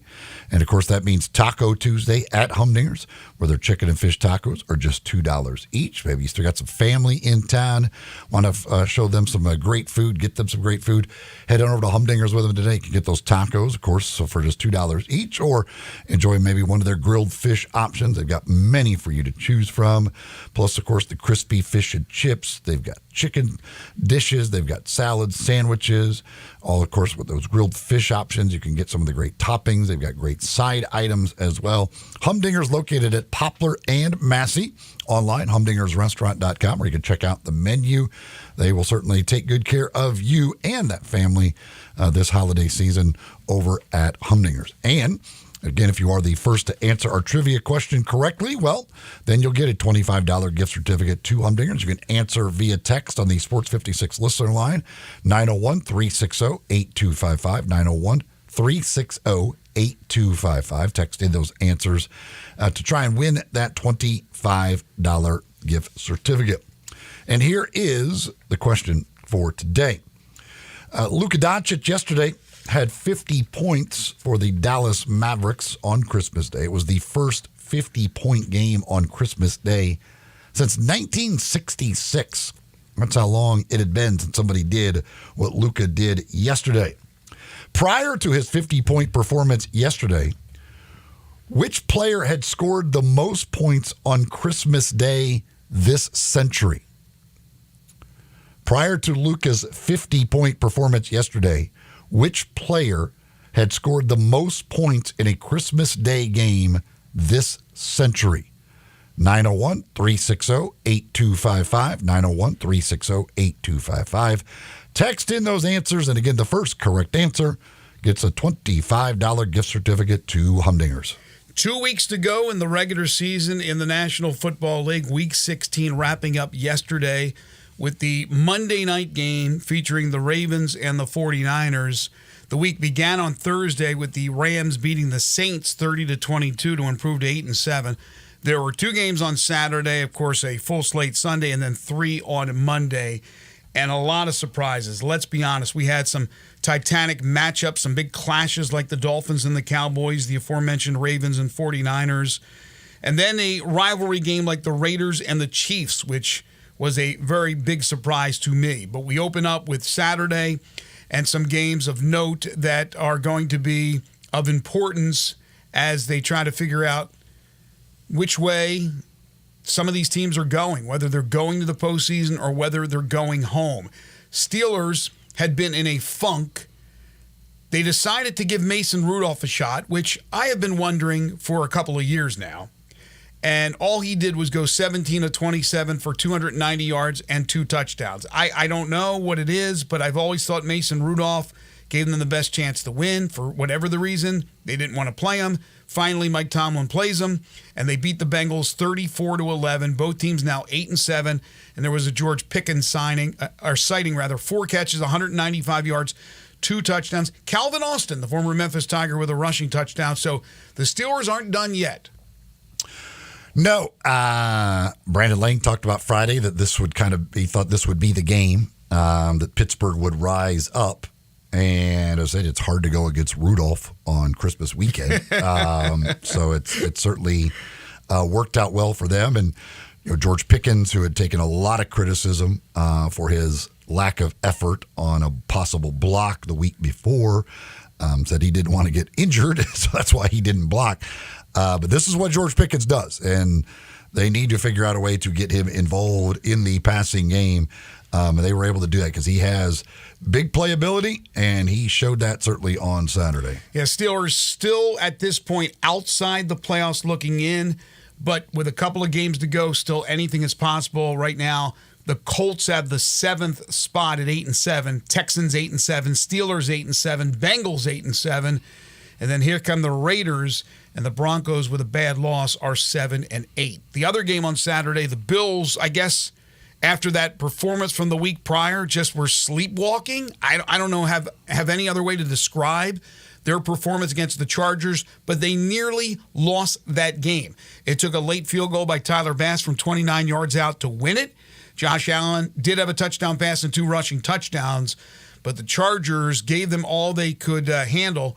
Bills win 24-22 to improve to 9-6. Yeah, I don't like this is the Bills, man. The Bills have the potential to look great. They also have the potential to look bad and do it every other week. A lot of it is turnover dictated with them, but I mean, I don't like the idea that they only put up 24 points against the Chargers. And again, with coaching changes, you never know for sure how teams are going to respond. And generally, we do see teams respond well. So I figure that certainly the Chargers, the week prior was they had given up on Brandon Staley. It was done. Like that was over with. And so you figured there'd be a better effort. But that defense, even whatever, is bad. And the Chargers or the Bills, the way their offense have been playing, you think they're going to go out there and put up 30 easily. Josh Allen will throw the ball all over them, just like everybody else does. And it's just a struggle. I have no idea what to make of the Bills. It wouldn't surprise me if they won the Super Bowl. Wouldn't surprise me if they don't make the playoffs because they stumble here down the stretch and lose a game they're not supposed to lose. Yeah, I'm with you. And they nearly stumbled right out of the playoff picture if they had lost that game. But right now they are in the playoffs if the playoffs were to start today. Unfortunately for them, they don't start today. On Sunday, the Seahawks rally in the 4th to keep their hopes alive. They beat the Titans 20-17. In fact, right now they have the 7th spot. They would be in the playoffs. They improved to 8-7, but it took a fourth quarter comeback. Geno Smith, 5-yard touchdown pass to Colby Parkinson with 57 seconds left to win it. Seahawks find ways. They're finding ways right now. 2 different quarterbacks, 2 weeks. Final minute touchdowns to win games. They're figuring out a way. Ryan Tannehill getting the start for the Titans at quarterback with the injury to Will Levis. My Colts lose. It's a bad loss. They lose to the Falcons 29-10 in Atlanta. As the Colts dropped to 8-7, the Falcons improved to 7-8. Now the Colts again are still in the playoffs right now, but that's a tough loss. Meanwhile, for the Falcons, they are on the outside looking in. Tampa leads the NFC South. However, the Bucs at 8-7, Falcons now at 7-8, Saints at 7-8, so it'll go down to the wire. But Taylor Heineke gets the start, goes 23 of 33 for 229 and a touchdown. Browns beat the Texans 36-22 to improve to 10-5. The Texans drop to 8-7. Joe Flacco, 27 of 42, 368, 3 touchdowns, 2 picks. Amari Cooper, a franchise record for Cleveland, 265 yards receiving, 11 catches, 2 touchdowns. Dude, Amari Cooper, that was like, I don't know what. was going on there. Like the Texans, at some point in the game, you got to say, you know what? We're going to quit trying to guard him with one guy. Mm-hmm. It's not working. And it was crazy. Like they would get to Flacco, but they could never like tackle him. Flacco would find a way. And all it took was Flacco just had to like take a step. And then he would throw balls up for grabs, but it was always towards Amari Cooper, who was always wide open. Like, I don't even understand how you can just continue to let a guy stay open an entire game when, you know, it's like at the 200-yard mark. I'm like, okay, you know what? He's got 200 yards. How about we try double teaming him and see if maybe we can make Flacco try and complete a ball to somebody else. But no, they just one-on-one coverage. Cooper kept beating it. Now, some of those were some amazing catches on the sidelines, and they're pretty crazy throws by Flacco, like in trouble. Like I said, guys hanging all over him, and he still found a way, but his arm's so good still that he can get it there. But I just can't imagine a letting a receiver go have a game like that against me. At some point, you have to decide we're going to make somebody else catch the football. DeMar Hamlin will get the comeback player of the year after nearly dying last year. And I know he hasn't played a lot for the Bills, but I think that's a no-brainer. But Joe Flacco should be the in-season comeback player of the year, from going from his couch to what he's doing right now. He is one of the better quarterbacks in the National Football League. Yeah, he's thrown some picks, but my gosh, he still has, like you said, that rocket arm. And right now, Cleveland owns the first of the 3 wildcard spots in the AFC. Meanwhile, the Texans are still battling, but right now they are behind the Colts for that 7th spot. The Jets beat the Commanders in the Who Cares Bowl 30-28. They improved to 6-9 in a game in which I don't know if either team wanted to win or didn't care to lose, but Greg Zuerlein hits a 54-yard field goal with 5 seconds left. Trevor Siemian leading the Jets down the field to get the game-winning field goal. Commanders led 28-27 with 4:52 to play on Antonio Gibson's touchdown run, the former Tiger. I don't know how the Jets blew the 27-7 lead against them, but they did, and gave Washington a chance to win that game. But yeah, those are both just really bad teams. Packers over the Panthers 33-30 to improve to 7-8, dropping the Panthers to 2-13. Anders Carlson 19-yard field goal with 19 seconds left to give them the lead. The eventual game winner. Jordan Love, 17 of 28, 219, 2 touchdowns, rushing touchdown. He's played very well over the last month and a half. Bryce Young had one of his better games as a Panther quarterback, 23 of 36, 312 yards, and 2 touchdowns. So the Packers, again, still on the outside and will need some help if they are to make it to the postseason. I don't know how Bryce Young is survived this season without missing time. Right. He gets hit constantly. Like it is one after another. He's throwing off his back foot, backpedaling, everything. Like he is constantly under pressure. And obviously he's not a real big guy. That was the big question mark coming in. Like he's not a very big guy. But he's a tough guy. But give him credit. That dude has taken a beating this year and just continues to play. And they almost got a second straight win, and he's playing pretty well right now. Buccaneers beat the Jaguars 30-12. Teams going in opposite directions. Buccaneers at 8-7. Baker Mayfield 26 of 35, 283 and 2 touchdowns. I don't think there's any question he should be back as their quarterback next year. The Jags, Trevor Lawrence has been getting beaten up. He continues to play. He threw 2 picks. So the Jags right now in the AFC are in at 8-7, but again, a couple of weeks to go. They are the 4th seed currently. Meanwhile, the Buccaneers, they are also in the NFC. They are the 4th seed at 8-7. Bears beat the Cardinals 27-16. They improved to 6-9. Justin Fields touchdown passing and rushing. Kyler Murray 24, 38, 230 and 2 touchdowns in a losing effort for the 3-12 Cardinals. The Dolphins over your Cowboys 22-20. They improved to 11-4. The Cowboys dropped to 10-5. Jason Sanders, 5 field goals, including a 29-yarder as time expired. Raheem Mostert with his NFL-leading 21st touchdown.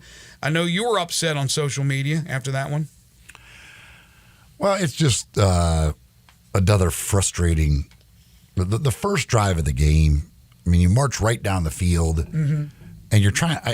And yes, you gave it to him twice on short yard situations. But what we're handing the ball to a fullback who had 4 carries on the season coming into the game. Right. Trying to give him his 3rd carry of the drive at the goal line. You couldn't give it to Pollard at the half-yard line after the run he made? Well, and I'll say this.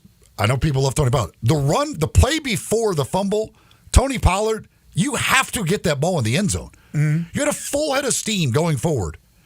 And a guy reached out with one arm at the goal line and stopped you dead in your tracks.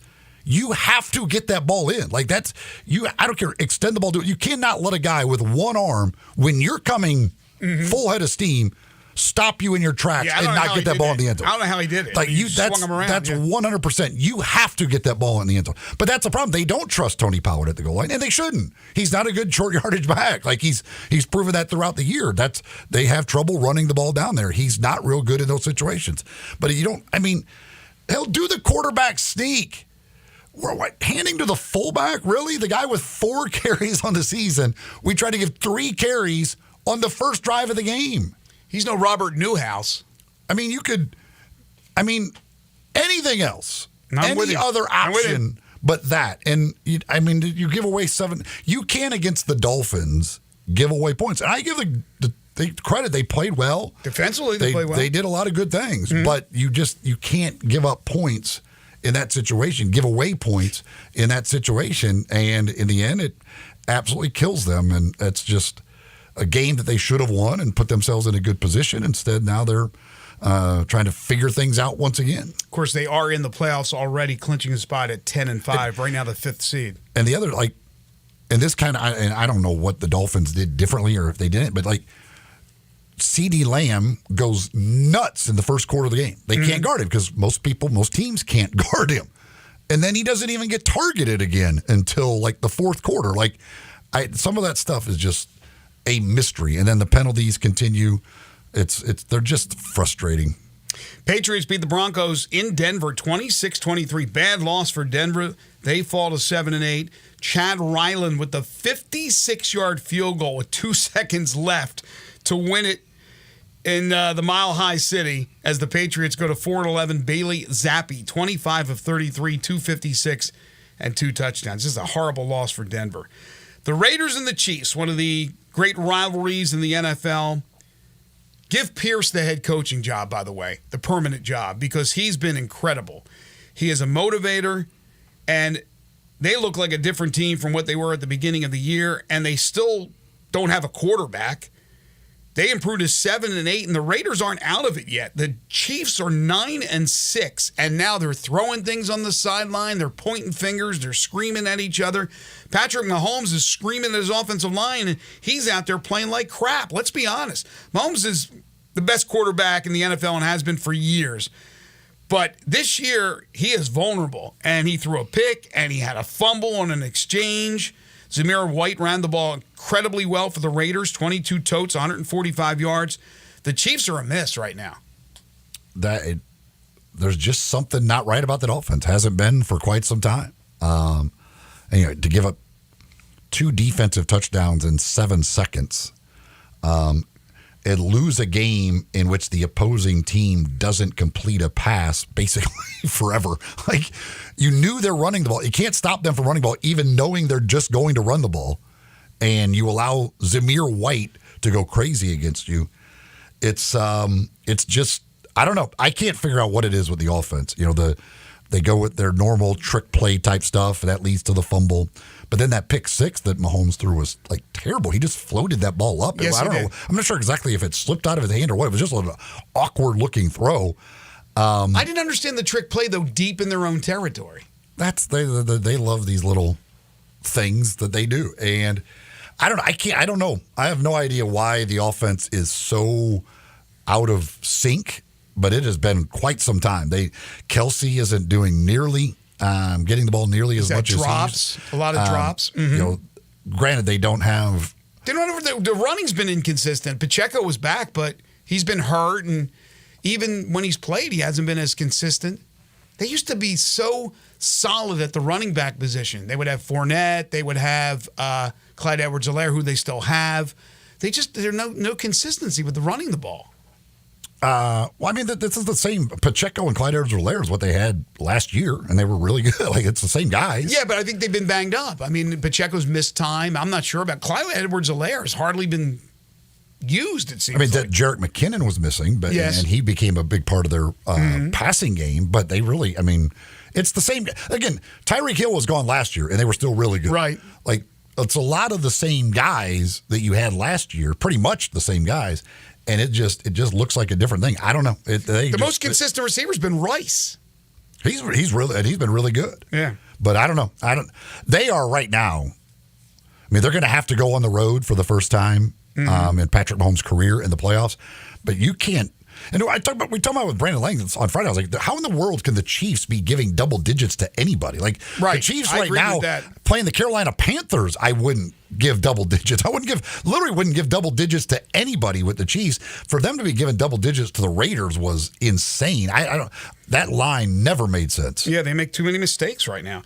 Eagles beat the Giants 33-25, another rivalry game. Eagles improved to 11-4. They end a 3-game slide. Again, they're not 100% right now as far as their consistency, but good enough to beat the Giants. Tommy DeVito was benched in that game. Tyrod Taylor came in, let it come back, had a chance at the end, last play. Dayball thought it was pass interference. It was an interception, ended the game. Giants fall to 5-10. And then finally, the Monday night game, the Ravens and the 49ers, people talking about this possibly being a Super Bowl preview, and maybe it will. But I got to be honest with you, and I'm sure I'm not alone. I was stunned by that one. I thought the Ravens would play well. I thought it would be a tight game. They blew them away. They beat them by 2 touchdowns. 12-3 now, the Ravens. The 49ers are 11-4. Before the week started, everybody would say, I heard national guys go, San Francisco's on its own tier, and then you had Baltimore and a couple teams, and then you went down to another tier. Well, right now, I think it's the Ravens are on their own tier. Brock Purdy threw 4 interceptions. Forget about him for MVP. If you're going to go with anybody, it's McCaffrey from that team. But Lamar Jackson, not always the biggest numbers, but you talk about a steady Eddie professional who wins the game with his arm and his legs. That guy's the MVP. Yeah, that's impressive. That's an impressive performance, and it shows what I mean. Turnovers certainly are. And you get a game like that where you throw 4 interceptions, you're going to lose to anybody, especially if you're playing a good team. And the first one was terrible. Second one was a deflected pass. The one he got his arm hit. The one deflected pass, you're throwing back across the middle of the field. Probably shouldn't make that throw, but it wasn't like he was making awful throws. But the Ravens, that defense is really strong again, and Lamar Jackson is like the MVP Lamar Jackson. He's making every single play that he needs to make. It doesn't matter who the running backs are. Once again, they continue to deal with injuries and other things, but they get enough out of them, and he's special. And that defense, year after year after year, is just one of the best defenses in the league. It seems like no matter what talent recycles through there, they just produce great defenses in Baltimore. And they are certainly right now, they look like the best team in the NFL. When you go on the road and do what they did last night to San Francisco, you look like the best team. Yeah, the names change, but the defense is still the same. And Wink's not there anymore, right? Wink Martindale's not there, right? Martindale is with the Giants. Yeah, so again, you lose your DC, the names change with the players, but yes, the system's put in, and they're able to... Ever since they got Roquan Smith, like that trade they made for Roquan Smith... With the Bears, right. ...was they have once again become that dominant defense, and it's impressive. They're 12-3, by the way. Best record in the NFL, 4 teams at 11-4, but right now it's the Ravens setting the pace. How about the dude, by the way, who, because of that Christian McCaffrey touchdown, won $490,000 on a $5 bet. That's I can't imagine watching that game, and when McCaffrey gets that touchdown, like what the thought is of holy cow, $490,000 off a $5 bet. How do you not take the payout though? What's Christian McCaffrey? Hell, McCaffrey scores every game. I would kill myself if he didn't score. God forbid he had an ankle sprain. They pulled him out of the game because they were getting beaten up by the Ravens. I would have killed myself. He's the most sure bet of the whole thing. So in the end, you're like, hell, I got McCaffrey. He scores all the time. Would you have rode with it? Come on, be honest. Would you have rode with that? What was the payout? I have no idea. It was $200 and something thousand. You wouldn't have taken that for a $5 bet, even though you could win. What was it? What was the total? Near half a $490. So near a half, $494, near a $500 million, $490 million or $1,000. What are we talking about here? It's $497,000 or $494,000. $1,000, yeah, I don't know what I'm thinking, but near $1 million to take $200 and something thousand for a $5 bet. I'm taking that in a heartbeat because you never know what could happen with the kid. He could end up blowing out an ankle there, and then all of a sudden, God bless it, just a sprain or something, and he's out for the rest of the game. We do have a correct answer in our Humdingers trivia. The question, Luka Doncic with his 50 points yesterday was the first 50-point game since 1966 on Christmas Day. But the question was, prior to Luka, who had scored the most points in a Christmas Day game this century? And that was a guy who was really good on Christmas Day. And so had 3 different 40-point performances on Christmas Day. That would be Tracy McGrady, who had 46 in 2002. He also had 43 in 2000 and 41 in 2003. Kevin Durant had 44 in 2010 to get close to him. But nobody until yesterday had gotten more than Tracy McGrady since the turn of the century. We have a few correct answers. However, there was one that was quicker than the other. So no tiebreaker needed, Zach.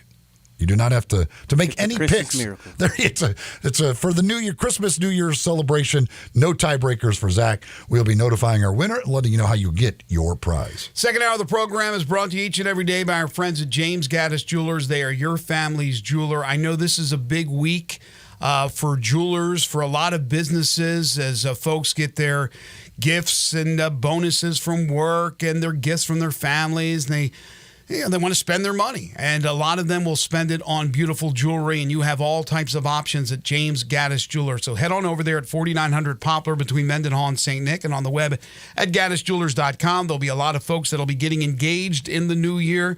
They are your bridal engagement and anniversary jeweler headquarters. So if you're looking for a beautiful watch of all types, and I was in there just recently. Man, oh man, do they have some nice stuff. Bracelets, necklaces, earrings, pendants, gemstones, one-of-a-kind estate and vintage jewelry. You need to head on over to James Gaddis Jewelers. They're full-service jewelers with 2 bench jewelers ready to serve you. All their diamonds are independently graded and certified. They know there's a lot of competition out there. Believe me, they've been in the middle of this competition for years and years. So they make sure they have a price point to suit everyone's budget. So stop by, whether it be this week or early in the new year. Say hi to James and the folks. Tell them you heard it here on Sports 56 Mornings. James Gaddis Jewelers, 4900 Poplar between Mendenhall and St. Nick in the heart of East Memphis. On the web at gaddisjewelers.com. Scheduled to be joined by Jeff Crane from the University of Memphis when we return. This is Sports 56 Mornings with Greg and Eli on Real Sports Talk, Sports 56 and 98.5 FM. You already know you can listen to Sports 56 anywhere with the Sports 56 app or at sports56whbq.com. But you can also watch us daily with live video of all of our shows on Twitter, Facebook, YouTube, and Twitch. The Wrap Up the Year sales event is on at Gossett Chrysler Jeep Dodge Ram Fiat on the Pike. How about 2023 Fiat 500X, $22,990. 2023 Jeep Renegade, $24,990. 2023 Jeep Wrangler Rubicon 4XE, $499 a month. 2023 Grand Wagoneer 111 4x4, $10,000 off. And 2023 Dodge Charger SXT, $28,990. Now that's the best holiday list you'll find anywhere, and we guarantee it. So drive past the rest and come to the best at Gossett on the Pike, or shop online at GossettMotorCars.net. If you want it, we got it at Gossett Motor Cars. 2023 Fiat 500X, stock number PP990492, MSRP 31355, Renegade PPP 75091, MSRP 30040, Wrangler MSRP 69870, Wagoneer PS 508331, MSRP 112285, Charger PH 636172, MSRP 35825, includes all rebates and incentives, PF 695, excludes tax title and license. See dealer for complete details. Offer valid through 12/31/23 with approved credit. Dealer stock only. Prescriptions require an online consultation with a healthcare provider who will determine if appropriate. Restrictions apply. See website for details and important safety information. Subscription required. Price varies based on product and subscription plan. Hey guys, did you know there's a generic form of Viagra that works just the same, but is 95% cheaper? And you can get it online? Just go to hims.com/joy. Through Hims, you'll get a free medical consultation, discreet shipping if prescribed, a 100% online process, and trusted generic alternatives to the name brands at up to 95% off. That's right, get generic for Viagra, the same active ingredient as brand name Viagra, but for 95% less. It's the same medication, still prescribed by a licensed medical provider, but with zero copay, no expensive appointments, and no awkward face-to-face conversations. To start your free online visit, you need to go to this exclusive address, hims.com/joy. That's hims.com/joy for your free online visit. hims.com/joy.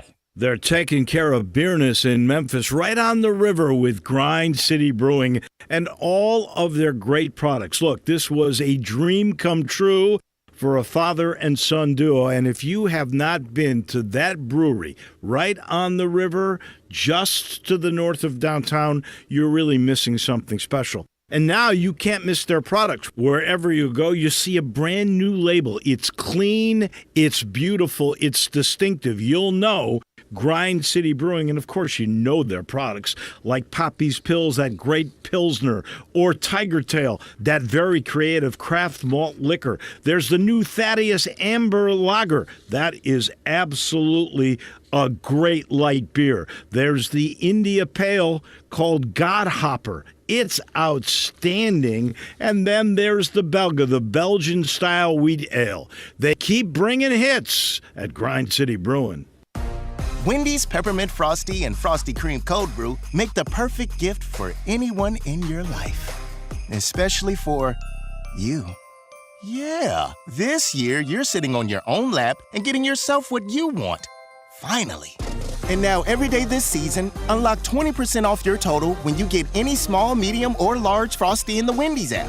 So order something from your own wish list this year. Limited time only. Participating U.S. Wendy's with app offer and registration. Applies to menu items only. Taxes and fees excluded. Let's wait until spring to put our house on the market. This is Sheldon Rosengarten with Mark's Bensdorf Realtors, and I've heard that before. Yes, spring is beautiful. The azaleas are in bloom, and so are the real estate signs. More flowers mean more signs. To me, right now is the best time to go on the market. Yes, even during the holidays and the winter months, because the housing inventory is lower, and buyers just don't have the selection available that they would in February, March, and April. If you or someone you know is thinking of selling, talk to 2 to 3 real estate brokers. Find out what they think about your house, but more importantly, what they will do for you. Make sure I'm one of the ones you call to find out about my highly successful strategic marketing program that can mean the difference in what you make and win. Remember what they say. When you want the job done, call the worst golfer in town. Call me, Sheldon Rosengarten, at 483-0546 or MemphisRelocate.com. That's MemphisRelocate.com or 483-0546, and go Tigers. Sports 56 traffic. Quiet so far out here, especially through the Midtown area. That's what we're looking at live right now on I-40 over here at Chelsea. It picked up in the last 15-20 minutes just a bit on Lamar as you head towards 240. Still not too bad. Coming up through Olive Branch, through South Haven, also looks good, 55 northbound. Hey, Weimer's Jewelry, 7525 Highway 64 is your Valentine's Day headquarters. Go by and see them. I'm Commander Chuck with your on-time traffic.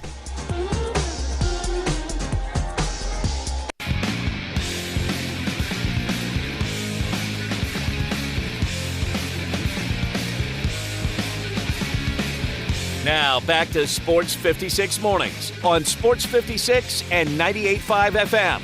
This hour is brought to you by James Gaddis Jewelers. To reveal the full spectrum of its dazzling color. Here once again, Greg Gaston and Eli Savoy.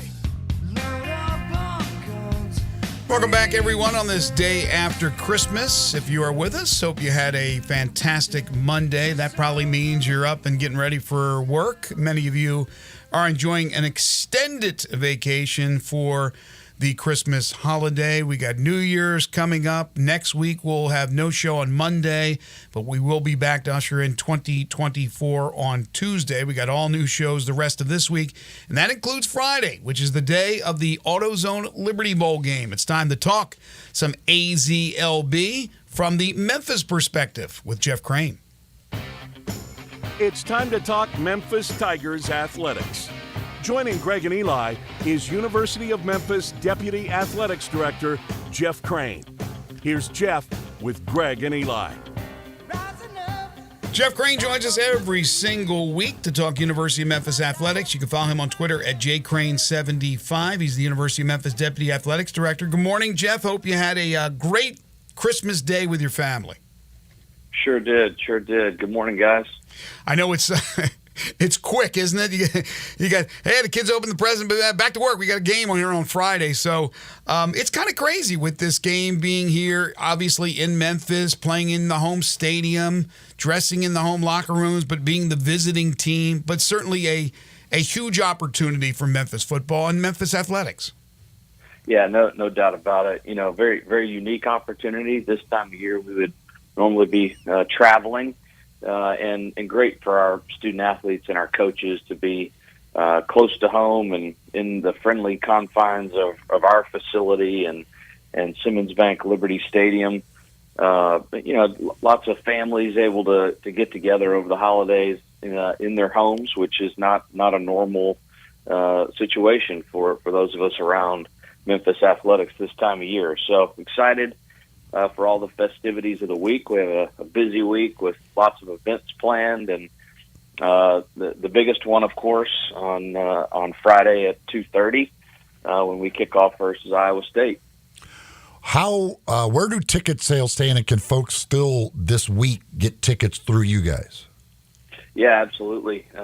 Tickets are still selling well. We're moving toward that 10,000 mark, which we're hoping to hit and plan to hit. You know, of course, lots of Tiger fans have access through other means to get AutoZone Liberty Bowl tickets and have gone to that game for years and years. So we expect to have quite a few more Tiger fans in the stadium on Friday. But our tickets are still available at GoTigersGo.com. And encourage folks to buy those tickets from the University of Memphis, as all the tickets that we sell, as we've talked about, help our program financially. Jeff, as far as the other activities that coincide with the game, do they go through the AutoZone Liberty Bowl box office or through their website to get tickets for those events? Yeah, we actually have links directly from GoTigersGo.com. When you go there, you'll see a big Bowl Central page where they can get information on the pregame party and parking and information about the parade and pep rally on Thursday, which we're looking forward to, and excited to see a lot of blue on Beale Street this week. With the tickets on sale through you guys, when does that end? No, I really appreciate you asking that question because I didn't say it and should have before. So end of the day tomorrow, that's the 27th, end of the day tomorrow is when all of our ticket sales will cut off and they'll revert back to the bowl itself. So highly encourage everybody to grab up those tickets before the end of the day tomorrow. And Jeff, as far as Tiger Lane is concerned, this isn't like an ordinary regular season Memphis game. It's a whole different ball game as far as that's concerned, right? They won't have access. Is that true? That's right. Yeah, I mean, fans have had the opportunity to buy parking on Tiger Lane, but it will look a little different. Maybe not in the exact same spot that they would have during Tiger home games, but we will have the Tiger Walk. It'll go through the silver lot there at Simmons Bank Liberty Stadium at noon on Friday. The Tigers will walk through and head to our home locker room. So looking forward to seeing a lot of fans out early for that one on Friday. The football team was at the basketball game. It was recognized at halftime. And the basketball game on Saturday, a close affair, but able to find a way to pull it out and get another win, and that's the important part, getting another win. Yeah, no question. Great atmosphere there, which now that seems like that was weeks ago that we played that game, because a lot has happened since then. But it was really great to have the football team there. They actually got the wave going at one point during the game, so it's just kind of added a lot of fun and excitement to that game when a lot of students are out. It was nice to have a big student crowd. What an exciting game! I think oftentimes these games right before the holidays are sometimes the more difficult ones. They're the ones that end up being a lot closer than you expect them to be. Yep. But our team found a way to win that game, and gosh, 10-2 and number 19 in the country. We're just playing really well right now and seem to have a lot of depth, which is fun and exciting to see, and have our next one on Saturday the 30th. Our men play at 6 at FedEx Forum, and the women play that same day at El Marone Fieldhouse at 2:00. So great opportunity for a little doubleheader basketball on the 30th if you didn't get enough Tigers on the 29th. Exactly. You talk about a busy couple of days for the University of Memphis Athletics. There's no question about it, with the game on Friday, the football game, and then the back-to-back basketball games on Saturday at El Marone and at FedEx Forum, as Jeff just mentioned. You also have some deals in place for conference basketball games, as that will get underway very quickly in January. I think the Tigers open on the road at Tulsa, and their first, if I'm not mistaken, Jeff, home game in conference play would be the 10th against UTSA. So talk to everyone about the deals that you have.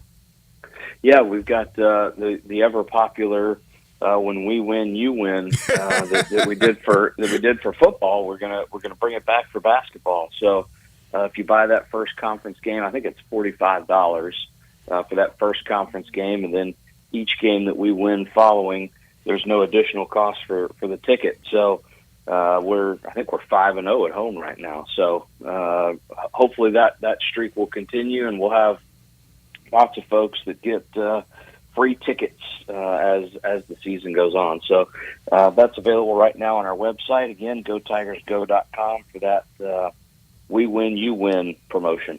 And that first home game in the conference is SMU. Oh, it's on SMU. Sunday the 7th is the first conference home game. Okay. Do you still have the deal where you buy the bowl ticket, you get basketball tickets? Yeah, absolutely. Yes, we do have that, and that'll be good through the end of the day tomorrow. Any bowl ticket purchased will also have the opportunity for a complimentary ticket for a men's or women's basketball game. We'll be communicating directly with those ticket purchasers. So if you buy 4 AutoZone Liberty Bowl tickets, you get 4 either men's or women's basketball tickets on top of that. So certainly a great deal. Just keep extending those holidays and that gift giving, if you'd like. And then, of course, I know with the new year coming and the New Year's resolutions and all that good stuff and the wishes for 2024, I would imagine that the big wish is what you guys expect to happen. And I think that's on January 9th, if I'm not mistaken. Is that the next city council meeting to go ahead and pass the minutes from the last meeting and go ahead and seal this deal to get those renovations started on Simmons Bank Liberty Stadium? Yeah, obviously very eventful last couple of weeks as we've prepared for that, and we'll continue to have discussions over the next couple of weeks related to the final approval of the ownership transfer to the University of Memphis Auxiliary Services Foundation of the stadium, and just couldn't be more excited about that. And we're poised to get that first phase of renovations underway in early 2024. No exact timeline established yet, but soon to come. All right. Well, listen, we'll let you get back to work. I know it's going to be a busy week. It's going to be a fun week, obviously, at the University of Memphis, and the big football game on Friday will get a lot of national attention. The nationally televised AutoZone Liberty Bowl game as Memphis gets a shot at a Big 12 opponent in Iowa State. He's Jeff Crane, University of Memphis Deputy Athletics Director. You can follow him on Twitter at jcrane75. Catch him every Tuesday talking Memphis athletics right here on Sports 56 Mornings. Thank you, Jeff. Thanks so much, guys. Go Tigers, go. Well, maybe the new year means a new home for you, maybe a new office space, whatever. If you've got a move coming up, You need to talk to the professionals. You want to make sure you get the professionals to help you with those moves. You don't want to be trying to do it yourself or asking your friends. Get the professionals. Talk to Black Tie Moving. 901-316-6196. That's the phone number. Or you can go to blacktiemoving.com/Memphis. Talk with the folks at Black Tie Moving. Go over with them. Work with them. They'll come up with a plan fitting both your needs and fitting your budget as well. Maybe all you need is for them basically to pick up your stuff, move it, and drop it off. That's fine. But maybe you need a lot more than that. Maybe you want them to do some packing and unpacking for you. Maybe you need some storage space as you're trying to, there's a little time gap maybe in between selling your old house, getting your new house, whatever, and you need storage space for a little while. They can take care of that as well. They got everything you need. And again, they'll come up with a plan with you that fits whatever those needs are and fits your budget as well. Plus, they'll give you the no obligation quote up front so you know exactly what it's going to cost. Again, it's Black Tie Moving, A+ rating with the Better Business Bureau, 5-star ratings online. Give them a call, 901-316-6196, or go to blacktiemoving.com/Memphis. You're tuned in to Sports 56 Mornings with Greg and Eli on Real Sports Talk, Sports 56 and 98.5 FM. Join the voice of the Tigers, Dave Woloshin, for Wolo and Friends. Weekday mornings from 10 to 11, here on Sports 56 and 98.5 FM.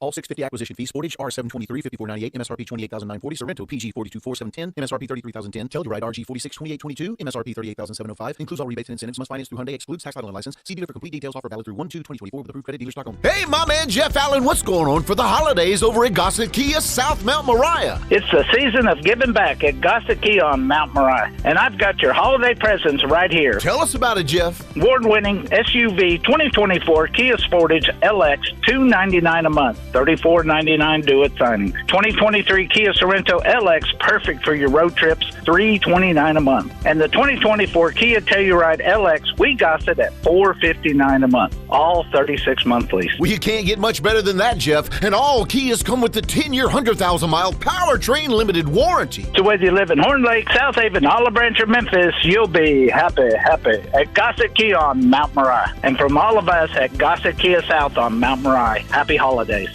Bartlett Small Engine has been serving quality power equipment since 1970. They have a full line of power equipment, parts, and services for most makes and models. Bartlett Small Engines has the best brands in the power tool industry, and they're all American made. Bartlett Small Engine is your can-do store. 6780 Summer Avenue. Call 901-386-9779. Bartlett Small Engine has free pickup and delivery both at your home and curbside for lawnmowers, blowers, edgers, and any small engine. Call 901-386-9779. You or someone you know or care about has dealt with a difficult divorce. When facing divorce, you need the attorneys at Rice Law.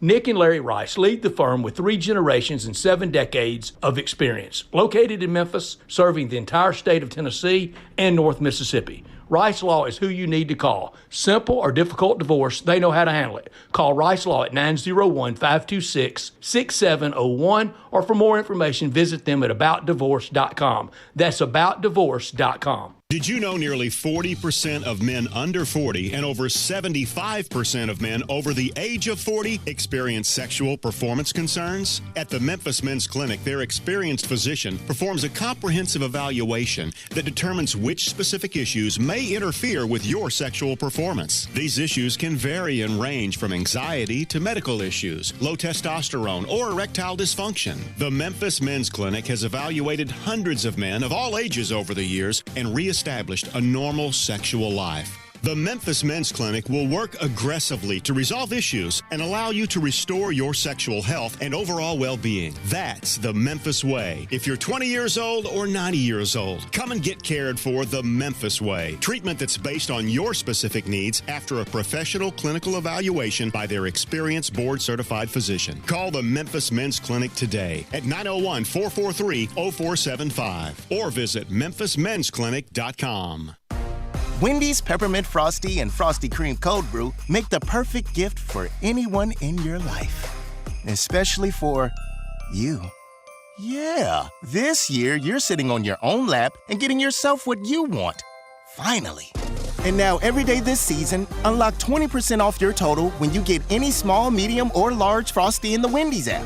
So order something from your own wish list this year. Limited time only. Participating U.S. Wendy's with app offer and registration. Applies to menu items only. Taxes and fees excluded. It's our season of giving back at Gossett Kia on the Pike, and we've got the perfect holiday gift for you. Hit the road with 41 MPG Highway 2023 Kia Forte LXS, $239 a month, $27.99 due at signing. Get road-ready SUV Seat 7 2023 Kia Sorento LX, $319 a month, $34.99 due at signing. And 8-passenger seating in your new 2024 Kia Telluride LX, $459 a month, $34.99 due at signing, all 36-month lease. Plus, you'll get peace of mind with Kia's 10-year, 100,000-mile powertrain limited warranty. Ask for Bobby J. He's ready to put you in a new Kia today. Gossett Kia, 1900 Covington Pike, or online, KiaCovingtonPike.com. If you want it, we got it at Gossett Motor Cars. All 650 acquisition P Forte RE 699,094 MSRP 21,385 Sorrento PG 242,710 MSRP 33,010 Telluride RG 462 2822 MSRP 38,705 includes all rebates and incentives. Must finance through Hyundai. Excludes tax title license with approved credit. See dealer for complete details. Offer valid through 1/2/2024. Dealer stock only. Now, back to Sports 56 Mornings. Isn't it a lovely morning? On Sports 56 and 98.5 FM. This hour brought to you by James Gaddis Jewelers. Here once again, Greg Gaston and Eli Savoy.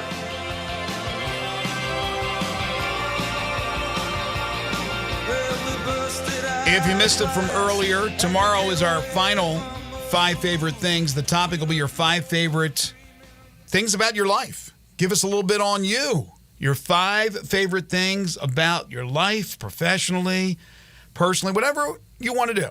Get those lists together. Get your thoughts together. We'll do that tomorrow. In the meantime, Mike is dialed in on the Sports 56 listener lines at 901-360-8255. Hi, Mike. Hey, I called you guys. I happened to catch the women's basketball coach show. I guess it was Sunday. Okay. And they were asking her how she liked things here, and she said, well, you know, our 6-member women group for NIL has raised over $1 million. Wow. And I said, and I went, well, they only raised 600 and something thousand for football. Something's not right here. I mean, yeah, it doesn't sound right, does against it? the women, and all power to them, but there's something wrong with that NIL bunch over there for football. Yeah, I don't know. That's the first I've heard of that, so I'm not sure. But if that's the case, that's pretty incredible. That doesn't make a lot of sense, though. He set up his own fund. Well, he thought they were taking money out of what he had raised. No, they're separate. Yeah, University of Memphis men's basketball is a completely separate collective than anything else at that university. Well, I just thought that was. I mean, I just don't think maybe I'm a sexist here, but I don't think your women should outraise your football program. No, I can't imagine that that's the case. But I hear what you're saying, Mike. Thank you. Appreciate the call. I don't know. It's the first, again, I heard of that. But if it is, more power to the women's basketball program. But, yeah, it's hard to believe that they would have more money available than the football team.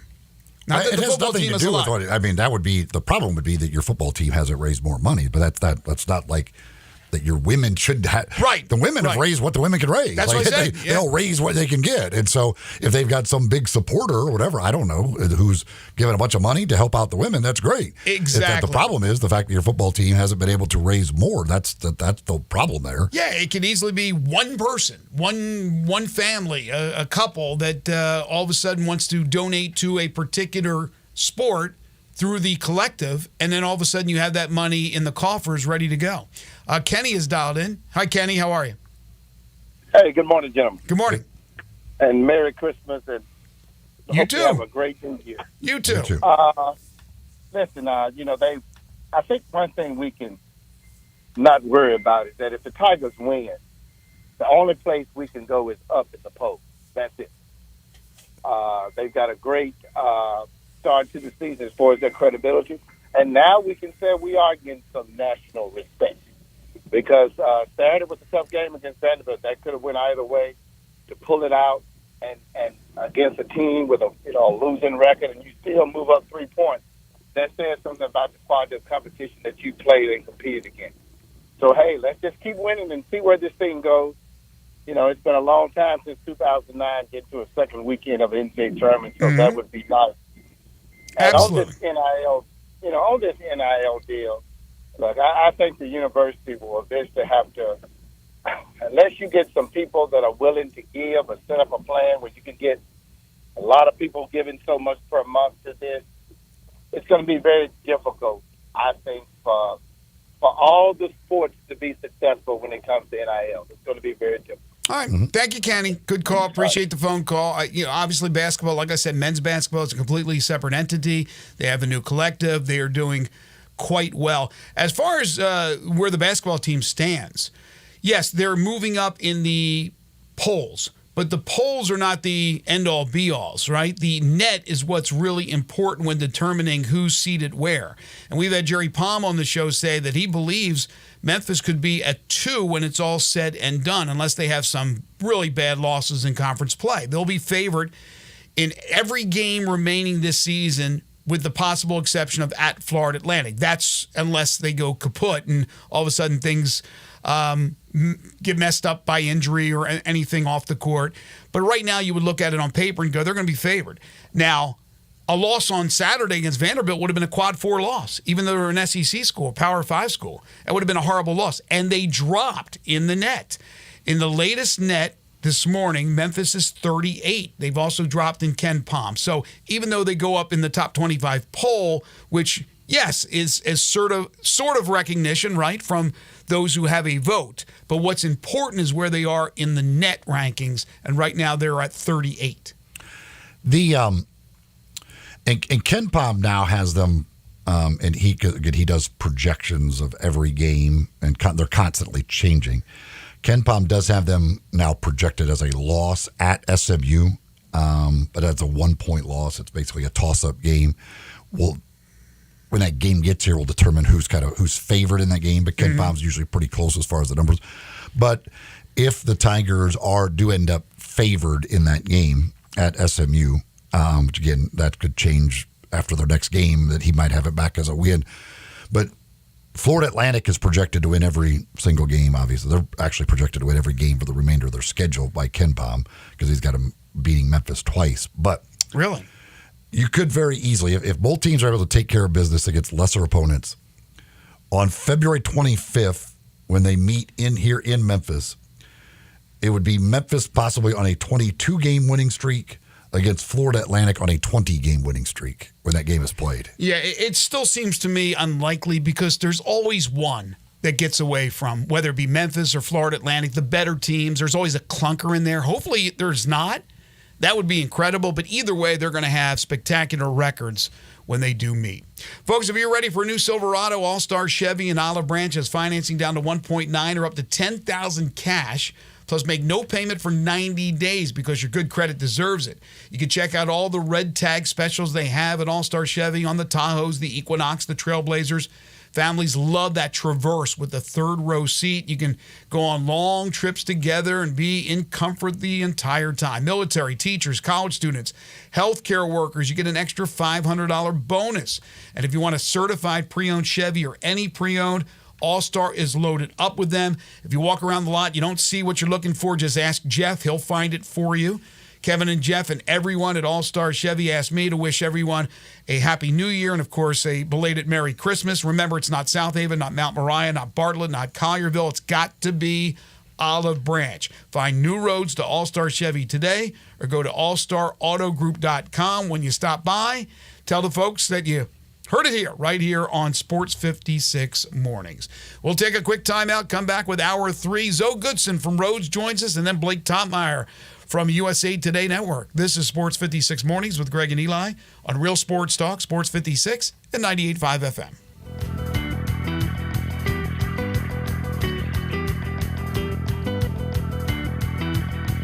Hi, this is Jonah Gamble, left guard from the University of Memphis football team.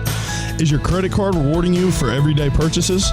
Southern Security has the perfect low-interest reward card that will upgrade your wallet. Max rate is 18%, no annual fees, no cash advance fees. For more information, visit southernsecurity.org or by calling our member service team at 901-452-7900. Southern Security is a proud sponsor of the University of Memphis. How's the Christmas shopping going? Yeah, that's what I thought. But Frontier Western Store will make it a lot easier. Everyone loves something from Frontier. They have thousands of coats, shirts, and boots. Outfit the entire family today. Looking for a Carhartt beanie? Frontier has every color they make. You'll find a whole wagon full of beanies. You'll also run into the largest selection anywhere of in-stock Carhartt and Ariat jackets and coats. They have endless aisles, an astounding collection at amazing prices. Don't forget the boots, work boots, and dress boots from Rocky, Dan Post, and especially Ariat. Frontier is the place to shop for name brand boots at the lowest prices every day. Way lower than chain stores and online. Thousands of boots in all sizes for men, women, and children. Not sure what to get? Frontier gift cards are always the right size, color, and price. Frontier Western Store, 5880 Goodman Road in Olive Branch, or shop online 24/7 at frontierwesternstore.com. Locally owned and operated since 1967. You ready to end the year with some money in your pocket? We got it covered at Gossett Mitsubishi's Mitsubishi Motors year-end sales event. Get to the Pike for the award-winning 2023 Mitsubishi Outlander PHEV. 420 total range MPGE, $299 a month. Get ready for your road trip in the 2024 Mitsubishi Outlander Sport. Buy for $27,000 or just $399 a month. And cool has never been cooler than in a 2024 Mitsubishi Eclipse Cross. We got it at $30,700 or $499 a month. And no worries with Mitsubishi's 10-year, 100,000-mile powertrain limited warranty. So get to Gossett Mitsubishi today at 1870 Covington Pike. Gift wrapping available. You want it, we Gossett. Shop online anytime at MemphisMitsubishi.com. If you want it, we got it at Gossett Motor Cars. PHEV PZ06203 MSRP 44,355 Sport RU 001136 MSRP 28,000 Eclipse RZO 12051 MSRP 31,700 includes all rebates and incentives PF 695 excludes tax title and license with approved credit. See dealer for complete details. Offer valid through end of the month. Dealer stock only. Make your next grill your last with the Big Green Egg at East Memphis Ace. Smoke, bake, roast, sear, and grill, all with a lifetime warranty. Ready to cook in only 15 minutes with cook temperatures below 200, above 700, and anywhere in between. Change your at-home cooking experience for life with our unmatched, authentic wood-fired grill flavor that has our customers raving. Get your Big Green Egg and all our accessories at East Memphis Ace on the corner of South White Station and Quince Road.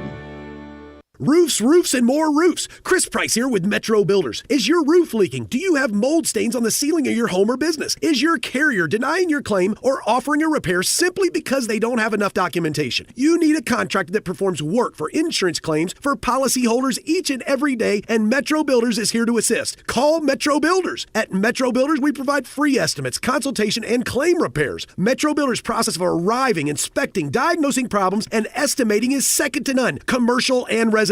Our team of Hague-certified technicians are standing by to assist you with providing estimates and photos to your carrier to document your loss. All you owe is what your policy states. No large fees on top of the final scope. We use high-grade materials and are certified by companies like Atlas, CertainTeed, Owens Corning, and Mulehide with labor warranties up to 50 years on all of our jobs. Metro Builders provides roof repairs across the Mid-South. Call Metro Builders to schedule your inspection free. Call me. 901-375-1717. That's 901-375-1717. Sports 56 traffic brought to you by Curfew. Enjoy the ultimate dining experience at Curfew. Tuesday is Ladies' Night with $8 Cosmos, lemon drops, and daiquiris. Curfew American Tavern Craft Cocktails, your new destination. 164 Union Avenue, main floor of the Canopy Hotel. Sports 56 traffic. Good morning. Traffic still moving right now out here on 240 around Mill Branch. It's been really quiet as far as the number of accidents. Even volume has been down on I-40. Normally be heavy this time of the morning westbound on I-40 as you come past Sycamore View Road. It looks good over here right now. Hey, Weimer's Jewelry located 7525 Highway 64. They want you to know they are your full-service family-owned jewelry store here in Memphis. I'm Commander Chuck with your on-time traffic.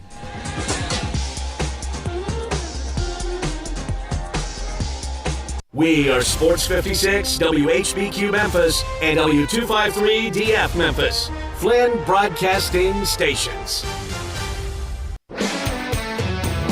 Now back to Sports 56 Mornings on Sports 56 and 98.5 FM. This hour is brought to you by Acura of Memphis. Okay, this car looks great wrapped around you, Here once again, Greg Gaston and Eli Savoy.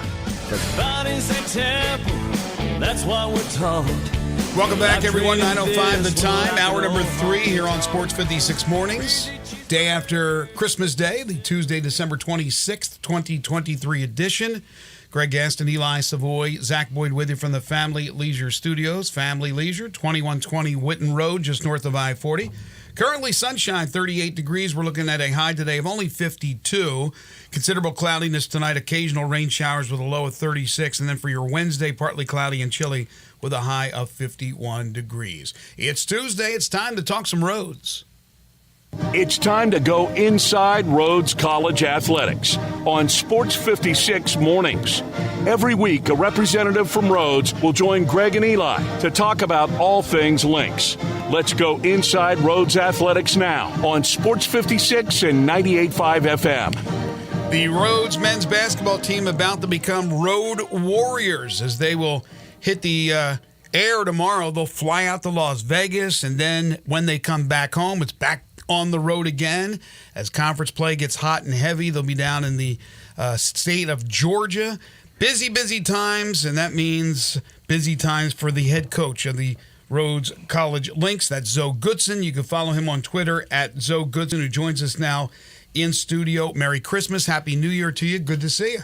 Appreciate it. Happy New Year. Merry Christmas, everybody. It's great to be back. It's great to get all the guys back today. How many days off did they have? So they had 6 days off. Wow, 6 days off. And today's your first practice back? First practice back. We're gonna hit the ground running, go 2 days starting today. Do you expect rust at the beginning? It's going to be a little rusty at noon today. I feel like it's going to be a whole lot of rust. So we'll knock that off, and then we'll get going this afternoon. So you as a coach, you'll be easy on them because you'll understand the rust. Sure you will. Of course. Yeah. Well, I had no expectation for them to work out and stay in shape, all that. They'll be reminded of how much they didn't do at noon. You guys run a nice roll before the break. I know as coach, you hate that to occur. All of a sudden you have to stop, but it is what it is. 6-4 as you play now in the D3 Hoops Classic. You'll fly out bright and early tomorrow morning. You'll play out in Vegas at the South Point. You'll play Whittier on Thursday and Laverne on Saturday, 2 schools from California. This is a big deal. Yeah, it's a great opportunity. It's talking with Dave McHugh, who's the D3 Hoops guru, and he kind of runs their website and whatnot. This is an opportunity for Rhodes to finally showcase on a national stage during the regular season. This is the regular season event that everybody's trying to get into. It's not necessarily an invitational, but it pretty much is, and we're all really excited to have the opportunity. Us and the women's team are both going out there and playing in it. Well, that's cool. Oh, that's great for both of you. And I mean, this is cool. It's got to be for recruiting purposes. I mean, when you have events like this on your schedule, trips to Vegas, kids, I would imagine that helps. It does, absolutely. That's one of the first things that they talk about when they ask about scheduling. They always see that we take a trip to Daytona Beach or to Las Vegas, next year Puerto Rico, and the different events around not only just the country, but internationally. And then we do an international trip every 3 years, and we plan to do Spain coming up in August. So an opportunity to take these young men and see places I've never been. Yeah. And an opportunity to learn about the different cultures and what's going on around the world, but also get to play good basketball and continue to build a good program. So are the rules of the international trips for D3, is it the same as D1? We're every 3. They're every 4. Okay. I think they're still every 4. So you can do it more often than that. We can do it more often. That's right. One of the old cliches is, we're on a business trip. That's right. Is it hard to keep the focus of the team when you go to an exotic place, or in this case, you go to Vegas? It's a little more difficult at times, but, I never put too much emphasis on, like, curfews and things like that. I tell them all the time, they're adults. They are young men, they're grown men, and they should know. And we have developed an environment of serious business all the time. And so in our environment, I don't worry too much about it because I do know that these guys really, really care about winning more than anything right now. And they know that in order to do that, they've got to go out there and stay focused. And then the flip side of it, our game is at 1 on Saturday. They have an entire afternoon and evening going into Sunday to enjoy it and seek out all the things that Vegas has to offer. Well, the good news is Vegas, just a couple of days before New Year's, I'm sure there won't be anybody there or anything going on. No, it'll be very dead this week. Yeah, I can't imagine. It's really hard to find things to do in Vegas. It's certainly right before New Year's. Nobody around for that. But the two teams you play, what kind of teams are we talking about here? Yeah, so, we got an interesting matchup on Thursday. They've got some bigs that can really shoot the ball, match up with our bigs that can shoot the ball. So, pace are very different. Both paces are very different than the way we play. So, we got to do our job and control the tempo of both games and not let other teams slow us down. And we're going to see a lot of that coming up going into league play anyway. So, it's really nice to get an opportunity to really see how we got to do the things we have to do in order to push the tempo when teams are continually trying to tempo us down. They run a lot of zone press to slow it. Both teams are going to do that to try to slow us down. So we got to find out ways around it and really keep the tempo up. If there is one area of concern about the team, or at least one area that you must improve upon to get to the tournament at the end of the season, what would it be? It's our on-ball defense. I mean, that's the one thing that I'm really going to harp on a lot today and the rest of this week is continually our on-ball defense has got to be better because we push everything down to the baseline. That's where our help is. We're giving up too much middle drive, so we really got to get better at that and take more pride in our one-on-one defense and that. But, really, none of our defense is man-to-man. I mean, we push everything to our help, and we rotate out of that. So we're getting better at it, but we have to get a lot better getting into conference play. When you talk about tempo and you wanting to play fast and you get these contrasting styles, how do you? What are the keys to be able to speed up a game, or when you get these? Because each side's trying to impose their will, impose their pace. How do you do that? Number one thing that I try to do, and I spent a lot of time this past week trying to figure out what their press really is, and seeing how where they're starting it is a really important piece for me because it gives me an idea where I can line guys up. I'm always pushing guys 2 or 3. Really steps behind the start of their press where we start our press offense. So it makes them adjust a little bit that way. And then really just, the Michigan State, Tom Izzo effect. And anytime they make a bucket, the second you can get the ball at that sideline and keep them on their heels, the better off you are. Even if they're, you never slow down to let them set up their press, right? And so we're going to work a ton today on what we call our free throw fast break, and it's also our layup fast break. Getting the ball out right away, get up the sideline so they don't even get a chance to set up in their tempo press. And then obviously converting quickly into our press, right? And getting up and being ready. That's the one thing that, you ask another thing we could be better at. We don't get into our press quick enough against teams that really want to push. So we got to be better at that as well. I would imagine a tightly called game is not advantageous for you guys. Probably not. Probably not. We've always been a little bit more physical. And so we enjoy, being able to be a physical game from start to finish. There's a lot of fouls get called early, but slows you down if it does slow everything down. But then, you also there's a piece of it that eventually they're going to get tired of blowing the whistle, and so they can't call everything, right? So there's that theory. So one can only hope. It does work against you sometimes as well.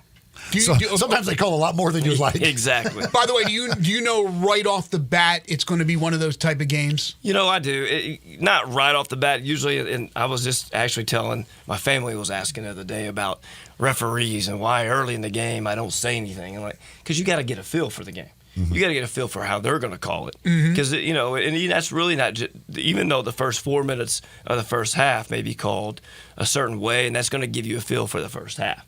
But they're going to go in at their halftime, and they're going to talk about the game, and they're going to make adjustments as well. So really the first 4 minutes of both halves, I really stay back and try to evaluate how they're going to call it. Then that under 16 timeout is when I'll start making adjustments to how they're calling the game. Well, and if you're, as a coach, lose your mind on the first call of the game, the officials aren't going to really be your friend the rest of the day. Doesn't really make sense. But it's also, it's not like college football where it's the same referee crew. Yeah. Every single game, and every game is very close. They have their trends and their tendencies. These guys some of these times are the first time they've ever refereed together. So they're still learning each other in that time as well. So you got to give them a little leeway, and there's no right or wrong way. If they're going to call it tight, great, call it tight the whole game. We just got to get so we can adjust to it. How many teams are in this event? Gosh, I think there's 16, 8 and 8. 8 men's teams, 8 women's teams. Oh, 8 men, 8 women. Yep. Okay. Yep. But you go 2-0. It's not like you're crowned champion because there could be another 2-0. Yeah, it's a classic, not a tournament. So it's an event where the teams are already set, and so you're just going out there to play on a national stage for a D3 and get an opportunity to get a cool trip in for the guys. How are the matchups determined? Is it just draw? I think it's just a blind draw. I mean, they called me one day and told me, hey, these are the 2 teams you're playing. Didn't really argue too much with it. Said, all right, good, appreciate it. Like they have in Division 1. In Division 3, I assume that there's somebody that puts together, crunches the numbers and has strength of schedules and things of that nature. Where does yours fall? So right now in D3 DataCast, I think we're 101 or somewhere, 105, somewhere in that range. How many D3 schools? 418. Okay. 428, something like that. So top quarter. Yeah. So, and there's another one. There's Massey ratings, and I think we're a little bit different than that one. I think we're 150 in that one. So, it's different. Different algorithms, I guess. Yeah, I'm just thinking a tournament like this can only help with your strength of schedule. Absolutely. So for this one, this is where there will be several committee members at this event all week long watching games. And so for Division III, this is one of the main events that the so-called eye test is put to use. Record-wise, where are Whittier and Laverne? So Laverne is 3-4, and Whittier is 3-7. Okay. So, and you were telling, this is weird, there are 2 Lavernes? 2 Lavernes. I found it out the hard way going into. Are they both spelled the same way? They're spelled the same way. One is University of, and one is Laverne College. So, had to take a little time to do my research and figure out, make sure I was scouting the right team, figure out who we were playing. And they're both D3. Both D3. That's just crazy. Could you imagine you scouted that team, went over it with your players, went out there? Like, wait a minute, where's number 14? Where's number 27? Wait, the team I scouted was green. Why are they in blue today? Or, something to that effect, right? Yeah, that's crazy. But obviously, that's why we got to go and do our research. But it's funny, like I was telling the staff, I don't start scouting until we get close to it. I don't look into it. I'm looking at the game ahead. And so when I was looking at it going into this week, it was very interesting. So you have these. I want to see. They should both be invited to the event. I want to see Laverne play Laverne. Laverne versus Laverne. That's Laverne on Laverne crime. Yeah. All right. So after this week in Vegas, then you come back home and then back on a plane, head down to Georgia. You got Berry College. You got Oglethorpe, and we get into the meat of the conference schedule and all that. What are we looking at here? I mean, we're looking ahead a little bit, but what are we looking at with those teams? Yeah, I mean, both of them are really, really talented teams. I mean, Barry's won the league 4 years in a row now. Oglethorpe has, I think they finished second 2 years ago in the league, and he's done an incredible job. He's got a great team. They beat Barry to start the conference season at Oglethorpe. And so he's done an incredible job this year, and he's got a really, really good team, and they're playing great defense, and they're really, you talk about team, they're pushing the ball and pushing the pace as well. So we got our work cut out for us in our opening full weekend of conference play for sure. Are those 2 both picked at the top of the conference for this year? No, I think it's Barry's picked 1, Swanee 2, us 3. Oh, okay. So Oglethorpe was not top 3. What is it about Barry? Wasn't it football as well? We talked about Barry being the power in football. Why are they so good? They've got a great athletic department that's done a lot of great things to really support them. Angel is our athletic director. She's done a great job. Jim Duncan here has been our AD for 2 years, and he and Angel are really close, and you can see a lot of their same tendencies in what we're doing now. You're seeing our football team and both basketball teams, going to the top. And Jim's done an incredible job. And Jim is a lot like me. He came in asking a lot of questions when he got the job to the right people, the successful people, and how to get it done. And he's done a similar job to what Angel took the job. She had to really turn it around from the top to the bottom. And it's all about the support, and they're getting a lot of support, and we're doing the same now at Rhodes, and that's why we're starting to pick up. So they're kind of like the model right now? I would say so in the league. I mean, they've won a lot, but we won a Commissioner's Cup, 2 or 3 years in a row. So across the board, With all Rhodes, sports. sports, Rhodes is the model when you come across the athletic department. But as far as basketball and football go, we're catching. We're catching them. By the way, before we let you go, you said the women are going out there with you as well. How's it going so far for the women? Women are doing great. They played a top 10 schedule in the country so far. Really? I mean, they're just at 500, but with their schedule and their power ranking, I think they're top 25 or top 30 power ranking in the country. Judy, she's a first-year head coach. She's doing an incredible job with the schedule she inherited. She's made lemonade out of a bundle of lemons that were handed to her. As far as the schedule, they got a great team, great players. That I didn't mean anything against them there. I just meant the schedule was handed to her in a tough spot. And we know how great they've been over the years. I mean, they had put together some terrific programs. All right, I know it's going to be a early morning for you tomorrow as you fly out to Las Vegas. Want to wish you nothing but the best. We'll talk about it next week when you join us. Looking forward to it. He is Zoe Goodson. He's the Rhodes men's basketball coach. You can follow him on Twitter at Zoe Goodson. Catch him every Tuesday during the basketball season. We started out with football. We continue through the basketball season talking Rhodes each and every week. I do want to talk Lawn Solutions right now, LawnSolutionsInc.net. Give them a call at 901-867-5626. They are a locally owned weed control fertilization company that serves the greater Memphis area in the new year. You want that lawn taken care of, so when spring is sprung, those weeds aren't anywhere to be found. They can take care of any disease your lawn has or any insect infestation. Again, this is not a lawn mowing service. It is a weed control fertilization company. Again, it's a locally owned, family-operated company. So give Brandon Holly a call. He will take care of you in the new year. 901-867-5626 or go online to LawnSolutionsInc.net. When we come back, we get back to college football with Blake Topmeyer from USA Today Network. You're tuned in to Sports 56 Mornings with Greg and Eli on Real Sports Talk, Sports 56 and 98.5 FM. Broadcasting from the Family Leisure Studio, we are Sports 56 and 98.5 FM. From brilliant to beautiful, we've heard lots of words used to describe the Sissy's Log Cabin experience, but we think one sums it up best: extraordinary. Here, you'll find an unparalleled selection, impeccable service, and an experience that makes you feel like family. Shop online at sissyslogcabin.com or stop by one of our 6 locations. Find your trusted jeweler for a lifetime only at Sissy's Log Cabin, because life's too short for ordinary jewelry. At Lowe's, save big every day when you buy in bulk. Get 10% off select concrete mix when you buy 1 pallet or more. And there's more. Get 15% off select primed finger joint boards when you buy 10 or more. Visit us in-store or online for low prices on the materials you need. Because Lowe's knows savings. Lowe's knows pros.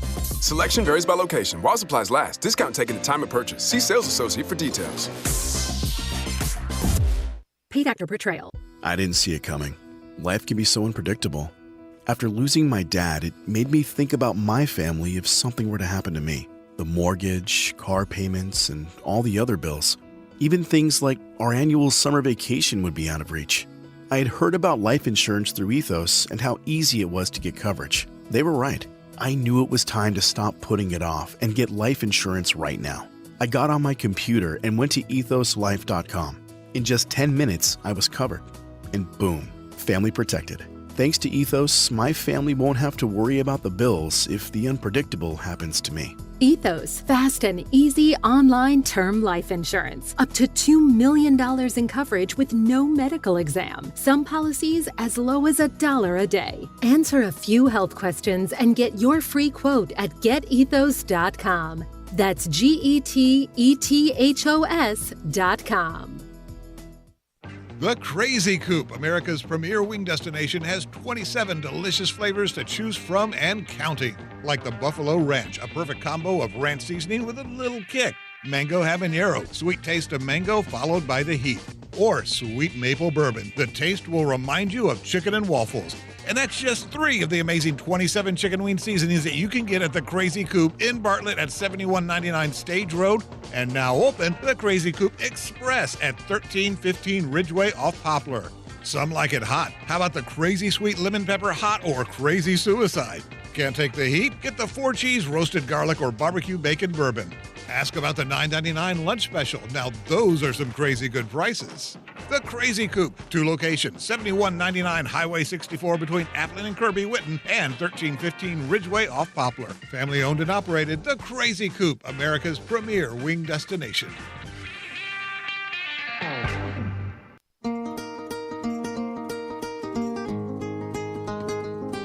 Now back to Sports 56 Mornings on Sports 56 and 98.5 FM. This hour is brought to you by Acura of Memphis. Get them to sign on the line which is dotted. Here once again, Greg Gaston and Eli Savoy. Gonna put the world away for a minute. I really don't see how Laverne got 2 universities and Shirley got 0. Shirley got gypped. Like, I think Laverne was the better, but Shirley shouldn't. I mean, it shouldn't be a 2-0 situation. Is there a squiggy college out there? Shirley's got to get some respect. 3 bowl games tonight: Bowling Green, Minnesota Quick Lane Bowl, Texas State Rice, First Responder Bowl, Kansas UNLV in the Guaranteed Rate Bowl. I don't know. So far, I haven't gotten into the bowl games, but it's about to be a different story as things are starting to heat up, especially for all those SEC schools, and it is time to talk a little bit about that. We are very pleased to be joined by our good friend Blake Topmeyer. He's the SEC columnist for USA Today Network. You can follow him on Twitter at @BTopmeyer. He joins us now on Sports 56 Mornings. Merry Christmas. Happy New Year, Blake. Thanks for joining us. Yeah, same to you guys. Hope you had some nice relaxation, little time to kick back before you get really, really busy. Yeah, we did have a little time off for the holidays. It was nice, and just like you guys, kind of jumping back into it today. So the bowl schedule for you, which games are you going to be actually at? Yeah, so I'm just doing the semifinal with Alabama, Michigan, and the national championship. Kind of kicked around the idea of trying to do a game on this 30th as well, but with the semifinals being the first all the way out in California, just the cross country flight situation. Just doing the semifinals and probably the championship, and that's sort of the way of college football, right? Yep. I think it kind of symbolizes the direction the sport has gone. This is actually my first year in which I won't do at least one additional bowl game on top of the playoff. But, part of that, like I said, is because, the game I'm covering is out in California, and so just travel situations. But as I said, part of it's just it's kind of where the sport's at right now, and it's going to be like even more so, right, when the 12-team playoff gets here. There's going to be a lot of good, I think, come with that, but some bad too. Like the degree to which some of these other bowls kind of cling to some relevance now. I think when the 12-team playoff is here, like that's all going to be gone. It's going to be 100% playoff then, and these bowl games are going to be like the NIT, in which nobody cares at all. I mean, I can't remember the last time I watched an NIT game. Right. And that's the way the other bowl games are going to be once the 12-team playoffs is here. Is there anything you think that could possibly be done to make it where the players, the opt-outs, and all of that thing we could reduce those? Or is it just, this is what it is, there's no changing it, and people just need to accept it? I don't know that there's any changing the opt-outs. I mean, they would have to be really financially rewarded, I think, to cut down on the guys going to the NFL. I mean, the financial reward to play would have to be pretty huge, I think, for a lot of those NFL-bound guys. So one thing that I think would make the non-playoff bowl games more interesting, I don't think it'll happen, but if we're just talking about intrigue, would be if you let the inbound players play. Oh, really? In the bowl game. For the new team, the teams they join. Correct. Consider, for example, Kyle McCord transferred from Ohio State, wound up at Syracuse, right? Right. Yeah. And so Syracuse played its bowl game, a few days ago. Their starting quarterback, didn't play anyway. Garrett Schrader had a shoulder surgery, I believe, so he didn't play. So they're playing a backup quarterback anyway. If you're a Syracuse fan and Kyle McCord, who you think is going to be your quarterback of the future, is suddenly allowed to play, he's only got a week or 10 days probably to prepare after he transfers.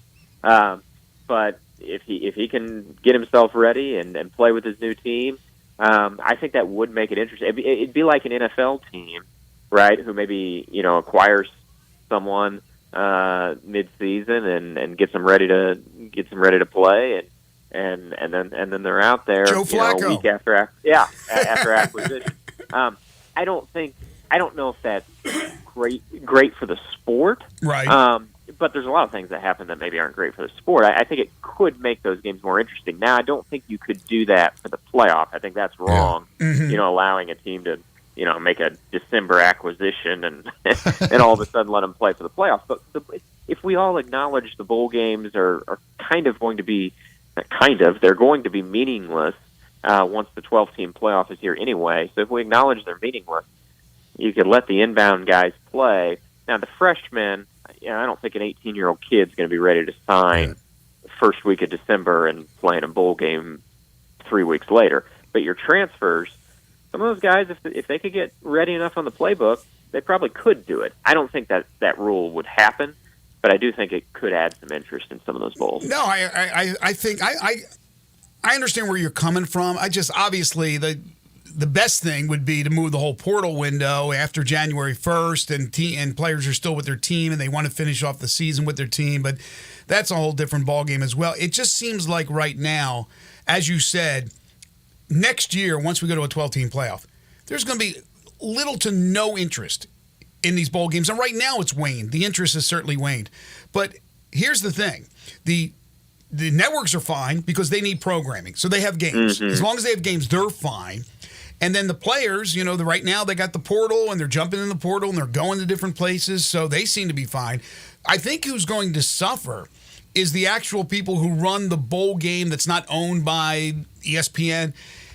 For example, here in Memphis with the AutoZone Liberty Bowl, because now I think you will have a lot less people that will actually go to the games. The attendance, I think, of games will go down because the interest will be all about going to represent or watch your team in the playoff or just to see great football that is meaningful football. Yeah, I agree. And I think you're going to see teams from the I guess we call Power 4 conferences, certainly the Super 2, the SEC and the Big Ten. I think we could see teams opt out, the whole team, not players, teams opt out of playing in bowl games if they don't make the playoffs to a comparable extent that we see teams do that with the NIT, right? Some of your blue blood programs, if they have a bad year and don't make the NCAA tournament and get an invite to the NIT, they say, no thanks, we're just going to shut down the season and get to the off season. I think we will see teams do that from the SEC and the Big Ten as these bowl games reduce in relevance. I don't think we'll see that like from Group of Five land, or maybe even say from like the Big 12. But I do think if you're an SEC team, say you had aspirations of the playoff, but you, for whatever reason, you didn't hit them. You had a down year by your standards. You finished 8-4. Now you got a wave of players heading for the transfer portal. I think you could see a whole team say, schools say, we're not going to accept a bowl bid. We're focused on the off season. We're done here. We didn't make the playoff. We're going to try to make it next year. That's where our focus is. So you mentioned you'll be covering the Rose Bowl and then the national championship game. Do you believe you'll be covering Alabama in both of those?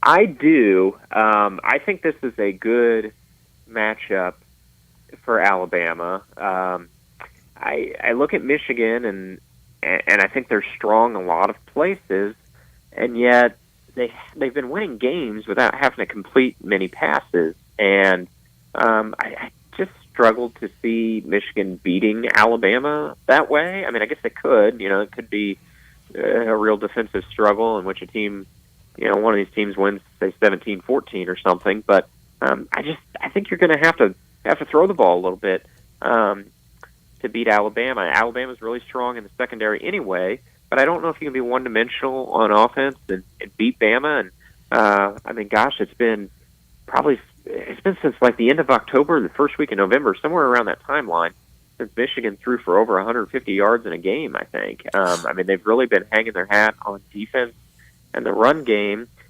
which was good enough for them to win these Big Ten games.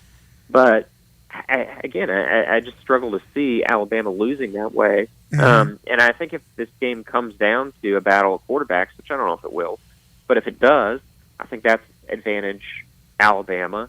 So yeah, I think this is just I think it's a good matchup for Alabama. I think of the teams they could have played in the playoff, I know Michigan's got the number one next to them, but I think it's a pretty good draw. And maybe part of that is the last two seasons rattling around in my brain. Michigan made it to the playoffs the last 2 years, and then choked in the semifinals each time. Well, I guess 2 years ago, I don't know if that was technically choking. But they got run over by Georgia 2 years ago, and then last year they choked against TCU. So, and I don't think this Michigan team, again, despite the fact they're number one, I don't think they're better than the teams they've had the last 2 years.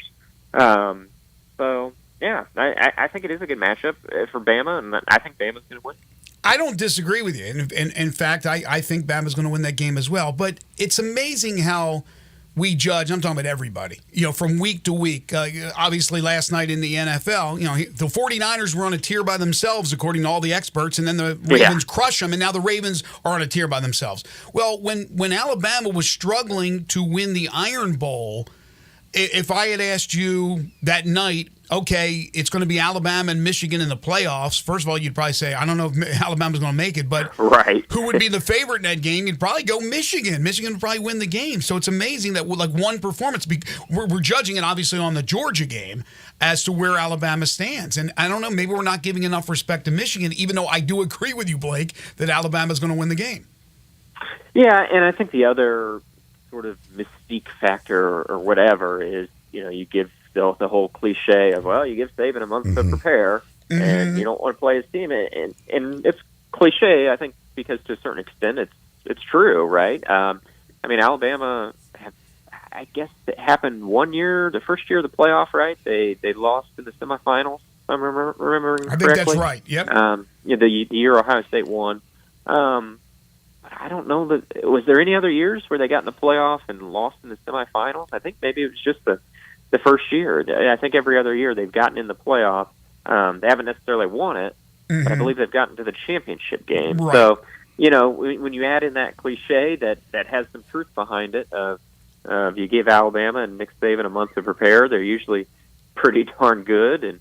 And we think about, Michigan having a month to prepare the last 2 years and hasn't done anything for them. And but I do think you're right. Like after the Iron Bowl, if they would have scheduled this game the next week, if they would have been playing first weekend of December, I think Michigan probably would have been a much bigger betting favorite than they are now, where it's basically a pick 'em at this point. I think, and they might be a 1 point favorite or something like that. But but we think back to 2 years ago, and it was kind of the same way.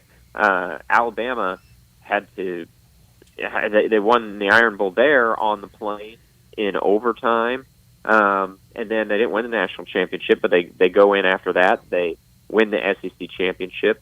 They get the rematch against Georgia in the national championship and lose, but they did get to the championship. And if you think about the Iron Bowl that night, it was like, oh my gosh, they almost lost to Brian Harsin and a bad Auburn team. Right. But there was the Iron Bowl, and I really haven't been making excuses for Alabama this season. I really don't want to start now, but I will say those Iron Bowl games in Auburn, historically, the last 10 or 15 years have been very, very tough on Alabama. They've lost a handful of them, and then there's been a few others where they've been kind of fortunate to escape with the victory. It's been true in Auburn. Since Saban's been there, those Iron Bowl games in Tuscaloosa have gone pretty favorably in Alabama's direction. But the ones on the Plains, they've been tough on Alabama, and it's not always been an indictment of what's to come around the corner. Sometimes those are just like one-off games where they really struggle in that rivalry game to win with authority in Auburn. To your point, by the way, on Michigan, McCarthy, the last 4 games, the most yards he's thrown for is 148. And he has 1 total touchdown pass in his last 5 games this season. And that's the thing to me. You talk about Nick Saban giving him, the 30 days to prepare. You give him 30 days to prepare for a team that's like, you can kind of give him one thing to take away. Like, I feel like they're going to come up with a way, like, we're going to stop the run and make McCarthy beat us, and I don't know that he can do that. Yeah, I don't know either, and maybe this is just me not giving enough credit for how good Michigan's defense is or whatever. But I think Alabama's defense is pretty good too. I don't know if it's Michigan good, but I think it's probably top 5, top 10 in the nation type good. So you got 2 good defenses. We know Michigan can run it, but if I look at where's the X factor, I think Alabama's quarterback is the X factor, and I think I don't think Michigan has faced a quarterback as good as Jalen Milroe all season. In fact, I think I would probably say with some conviction they haven't faced a quarterback as good as Milroe all year. Tua's little brother, Tulia, at Maryland is a pretty good player. He would probably rank at the top of the list of quarterbacks they faced. Otherwise, I'm kind of striking out to think of good quarterbacks. No, I think Michigan's you're right. gone up against. And of course, year. a quarterback who was benched during the season, and then turned it around. No, I think you're right on with that. All right, we were throwing this around a little bit earlier. We'll leave it with this, and we'll have plenty of times, hopefully, knock on wood, to talk to you in the future about next year. But right now, off the top of your head, we know that the aforementioned Jalen Milroe's returning. We know Beck's coming back to Georgia. Texas and Oklahoma are coming into the SEC. Ole Miss is getting everybody in the portal. Missouri's coming off an unbelievably. Who would be, in order, your top 5 going into the SEC next year? Right now, I won't hold you to it. Oh, great question. Top 5. I would probably say, I guess I'd start with Alabama. They win the SEC this year. They got their quarterback coming back. They signed another good class. I'm sure. I'll go Alabama. I would probably go Georgia after that. Then Texas. So those would be my top 3. Although I could probably be convinced to rearrange them to some degree. Even if they lose Ewers to the NFL? Yeah. Then it becomes probably requires some deeper thought. Okay, gotcha. But for now, I'll say those are my top 3. Maybe I'm overlooking someone, but I think I'd go Ole Miss number 4 with how much. My gosh, the Portal King this time, he's really earned the name. I mean, they're just cleaning up in transfer land. So I'd probably go Ole Miss number 4. LSU's losing a lot. They are. Between Daniels and the wide receiver talent. So I kind of want to go LSU 5, but when I think about who they're losing, I don't know if I'm going to bite on that. Oklahoma, they're handing the reins to the freshman quarterback Arnold there. How's that going to go? Losing Dylan Gabriel. Tennessee's handing the reins to a rookie too, aren't they? I mean, to a second-year guy, Nico, right? Is he going to be the guy? Yeah, exactly. So I don't want to go with them. Florida's a mess, and I think it's going to stay a mess. Who's my number 5? Is Missouri getting back a bunch of those guys, or are they losing them? Brady Cook's supposed to be back. They'll lose Cody Schrader. Missouri was a great story this year. I think that the schedule is going to get tougher on them. I kind of struggle to see them repeating. I still think they're going to be good. I don't know if they're going to be number 5 in the SEC type good next year. So this is going to be built on reputation, and I think it's. I'm not sure my argument's going to be a great one, but I guess I would say LSU, just based on the program, based on the coach. Brian Kelly, I don't know if he's delivered to the extent that LSU has wanted him to at this point, but he's won 19 games through 2 years there. They're losing Jaden Daniels, but Garrett Nussmeier ready to take the reins. I think he's a strong quarterback, but they got to reload. So I guess on some blind faith that they'd be able to reload, and I guess some question marks about what I also see elsewhere. I guess I'd land on LSU at number 5. Like I said, I will not hold it against you. Please don't. It's very, very early, but we'll have plenty of time to talk about that in future weeks. But next week, it's all about the national semis for you. It's going to be a fun time. Let's get to some important, meaningful football, and it's right here on the horizon. And Blake will have you covered, SEC columnist for USA Today Network. You can follow him on Twitter at @BTopMeyer. Happy New Year. Again, belated Merry Christmas, Blake. As always, thank you so much. We'll talk to you soon. Yeah, same to you guys. Good talking to you. Thank you now.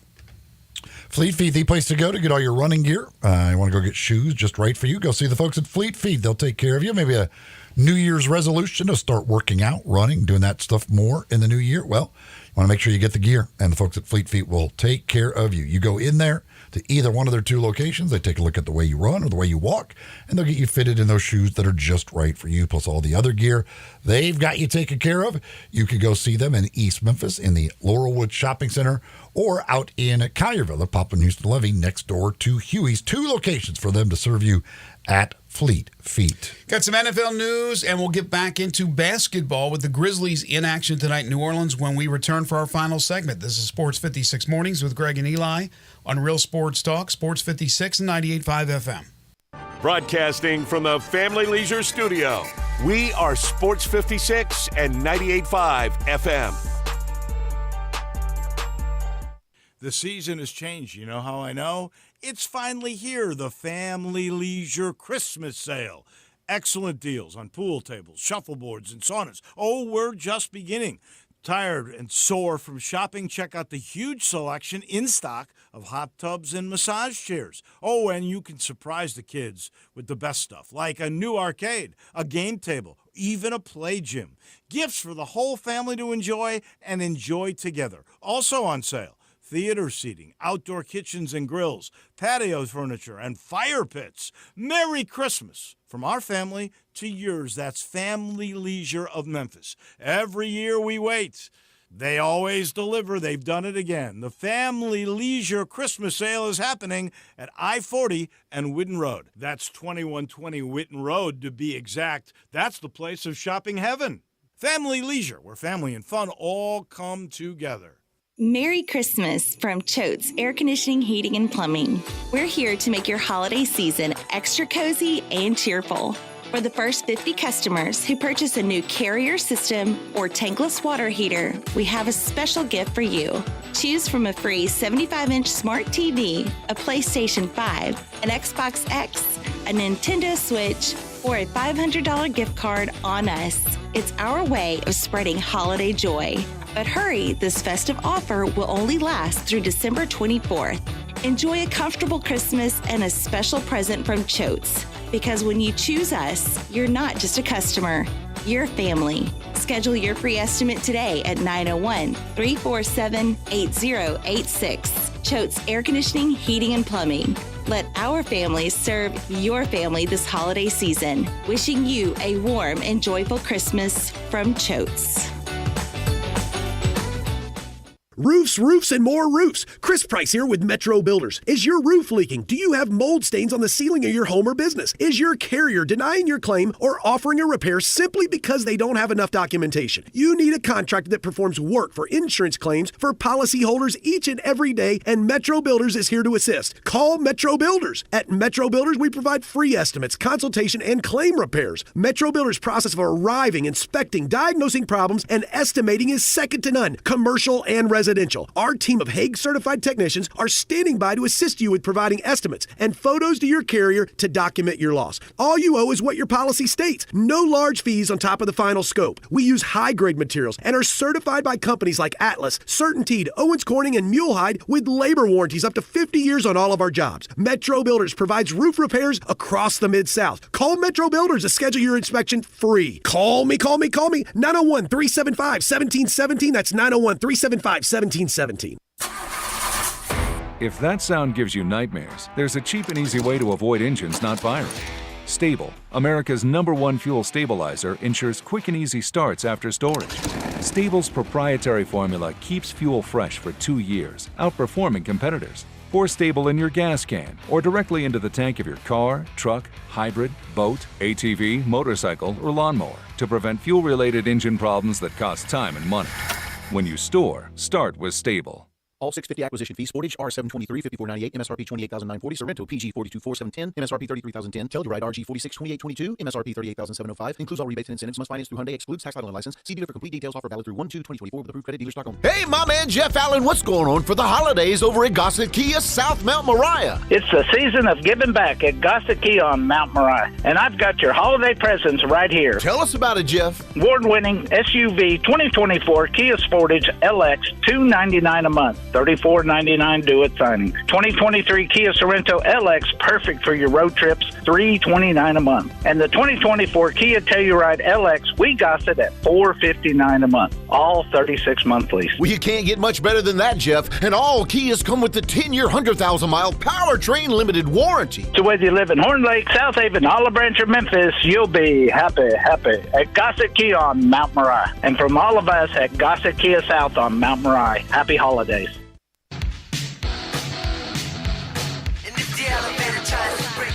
Now, back to Sports 56 Mornings on Sports 56 and 98.5 FM. This hour is brought to you by Acura of Memphis. Who's lightning? Here once again are Greg Gaston and Eli Savoy. Well, the end of the year is a great time to buy a car. A lot of folks buy their cars at the end of the year, and it's a great time. It's a smart thing to do. And, of course, you can do that over at Acura of Memphis. Get yourself a great deal on a great automobile to end 2023. Maybe it's a new vehicle. Maybe you're looking for a pre-owned vehicle. They can take care of you with whatever it is you're looking for at Acura of Memphis. Online, AcuraMemphis.com. That's where you'll find it. You can get a lot of information on all the different models of Acura, everything you need to know before you go over there. But go take a test drive. Talk to the great folks at Acura Memphis. You'll be blown away. You're always going to have a great experience every single time. So go see them at Acura Memphis on Ridgeway at 385. Ravens quarterback Lamar Jackson, now the betting favorite to win the most valuable player. According to a tweet I just read, would be the youngest quarterback in NFL history at the time of his second MVP. Right now, he's 26 years of age. Seems like he's been playing for 20 years.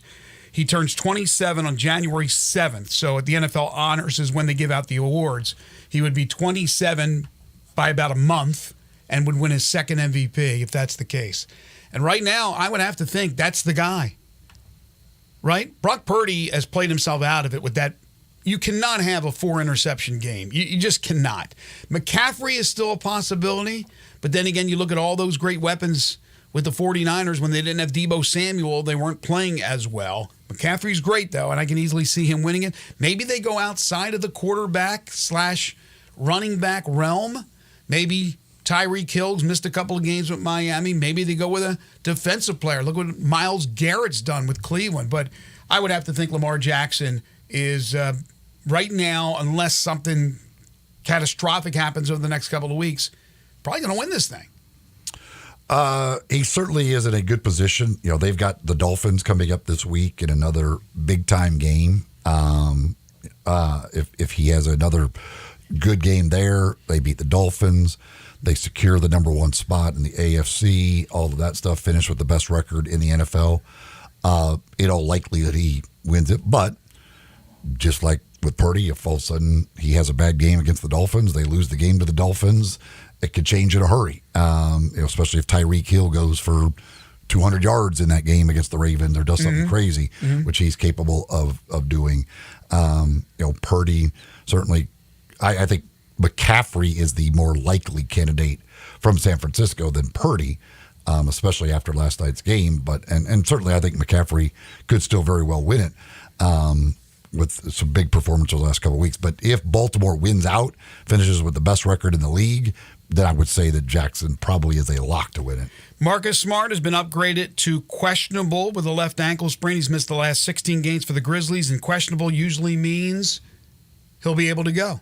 And hopefully tonight will be the case. Most likely, he will be in action. That's the way the Grizzlies normally do it. If they upgrade you to questionable, that usually means you're going to play. So it'd be nice to see Ja, Jaren, Desmond, Marcus Smart all together on the basketball floor for the first time this season. By the way, the Atlanta game is great. They win, and Ja had some spectacular plays. But we could all agree, right, that the Ja block was a goaltend. Oh, gotcha. I didn't know at first. I don't know how they didn't call that, honestly. Like, that blew my mind that they did not call that. I see the block, right, watching it live, and nobody really says anything. I don't see anything on Twitter. Pete doesn't say anything. I'm thinking that is clean. And then when I went back and I saw, people were wondering if it hit the backboard. No, that wasn't the case. It was coming down. It should have been goaltending. It never was going up. I mean, from the time he shot it, it was coming down. So there was no way to block that cleanly. Hardly. I couldn't believe the officials let it go. So you saw it when you saw it live, you knew right away? I thought, oh, that's absolutely a goaltending. See, I didn't pick it up right away. I was like, wow, what a block. And then I went back and went, yep, it was definitely a goaltending. But tonight, again, it's the New Orleans Pelicans, the start of 3 straight road games, and the game on Sundays at home against Sacramento. A pivotal 4-game stretch for the Grizzlies, who are 3-0 with Ja back in the lineup. Town Village Audubon Park is senior living in today's world, offering more options to fit your needs more than ever before. They are dedicated to the long-term satisfaction and the quality of life for their residents. All they ask is that you're 55 years of age or older, located at 950 Cherry Road, just off Park Avenue. Looking for a place to live out your golden years, a loved one's golden years? This is the place, folks. Give them a call. Set up a tour at 901-537-0002. You will not be disappointed. TownVillageAudubonPark.com. Short-term respite stay is available. Independent living, monthly options as well. And the amenities are absolutely amazing. Apartments include full kitchen, washer and dryer, bi-weekly housekeeping, outpatient therapy, a community social area featuring fitness center, home theater, game rooms, indoor pool, whirlpool, on and on and on. It is Town Village Audubon Park, 950 Cherry Road, just off Park Avenue in the heart of East Memphis. Give them a call at 901-537-0002 or go online to townvillageaudubonpark.com. That'll wrap it up for today. We appreciate you listening, folks. Our thanks to guests Connor O'Gara, Jeff Crane, Zoe Goodson, and Blake Topmeyer. We are back tomorrow bright and early starting at 7 a.m. Andy Borman scheduled to join us, Memphis Tigers assistant basketball coach, plus Jerry Palm, DeMichael Cole on the Grizzlies. And our final 5 favorite things ever. Your 5 favorite things about your life, about you. Let us know your 5 favorite. Put your list together and get them into us. Waldo and Friends on Sports 56 is coming up next for Eli Savoy and for Zach Boyd. I'm Greg Gaston. Have a great Tuesday, everyone.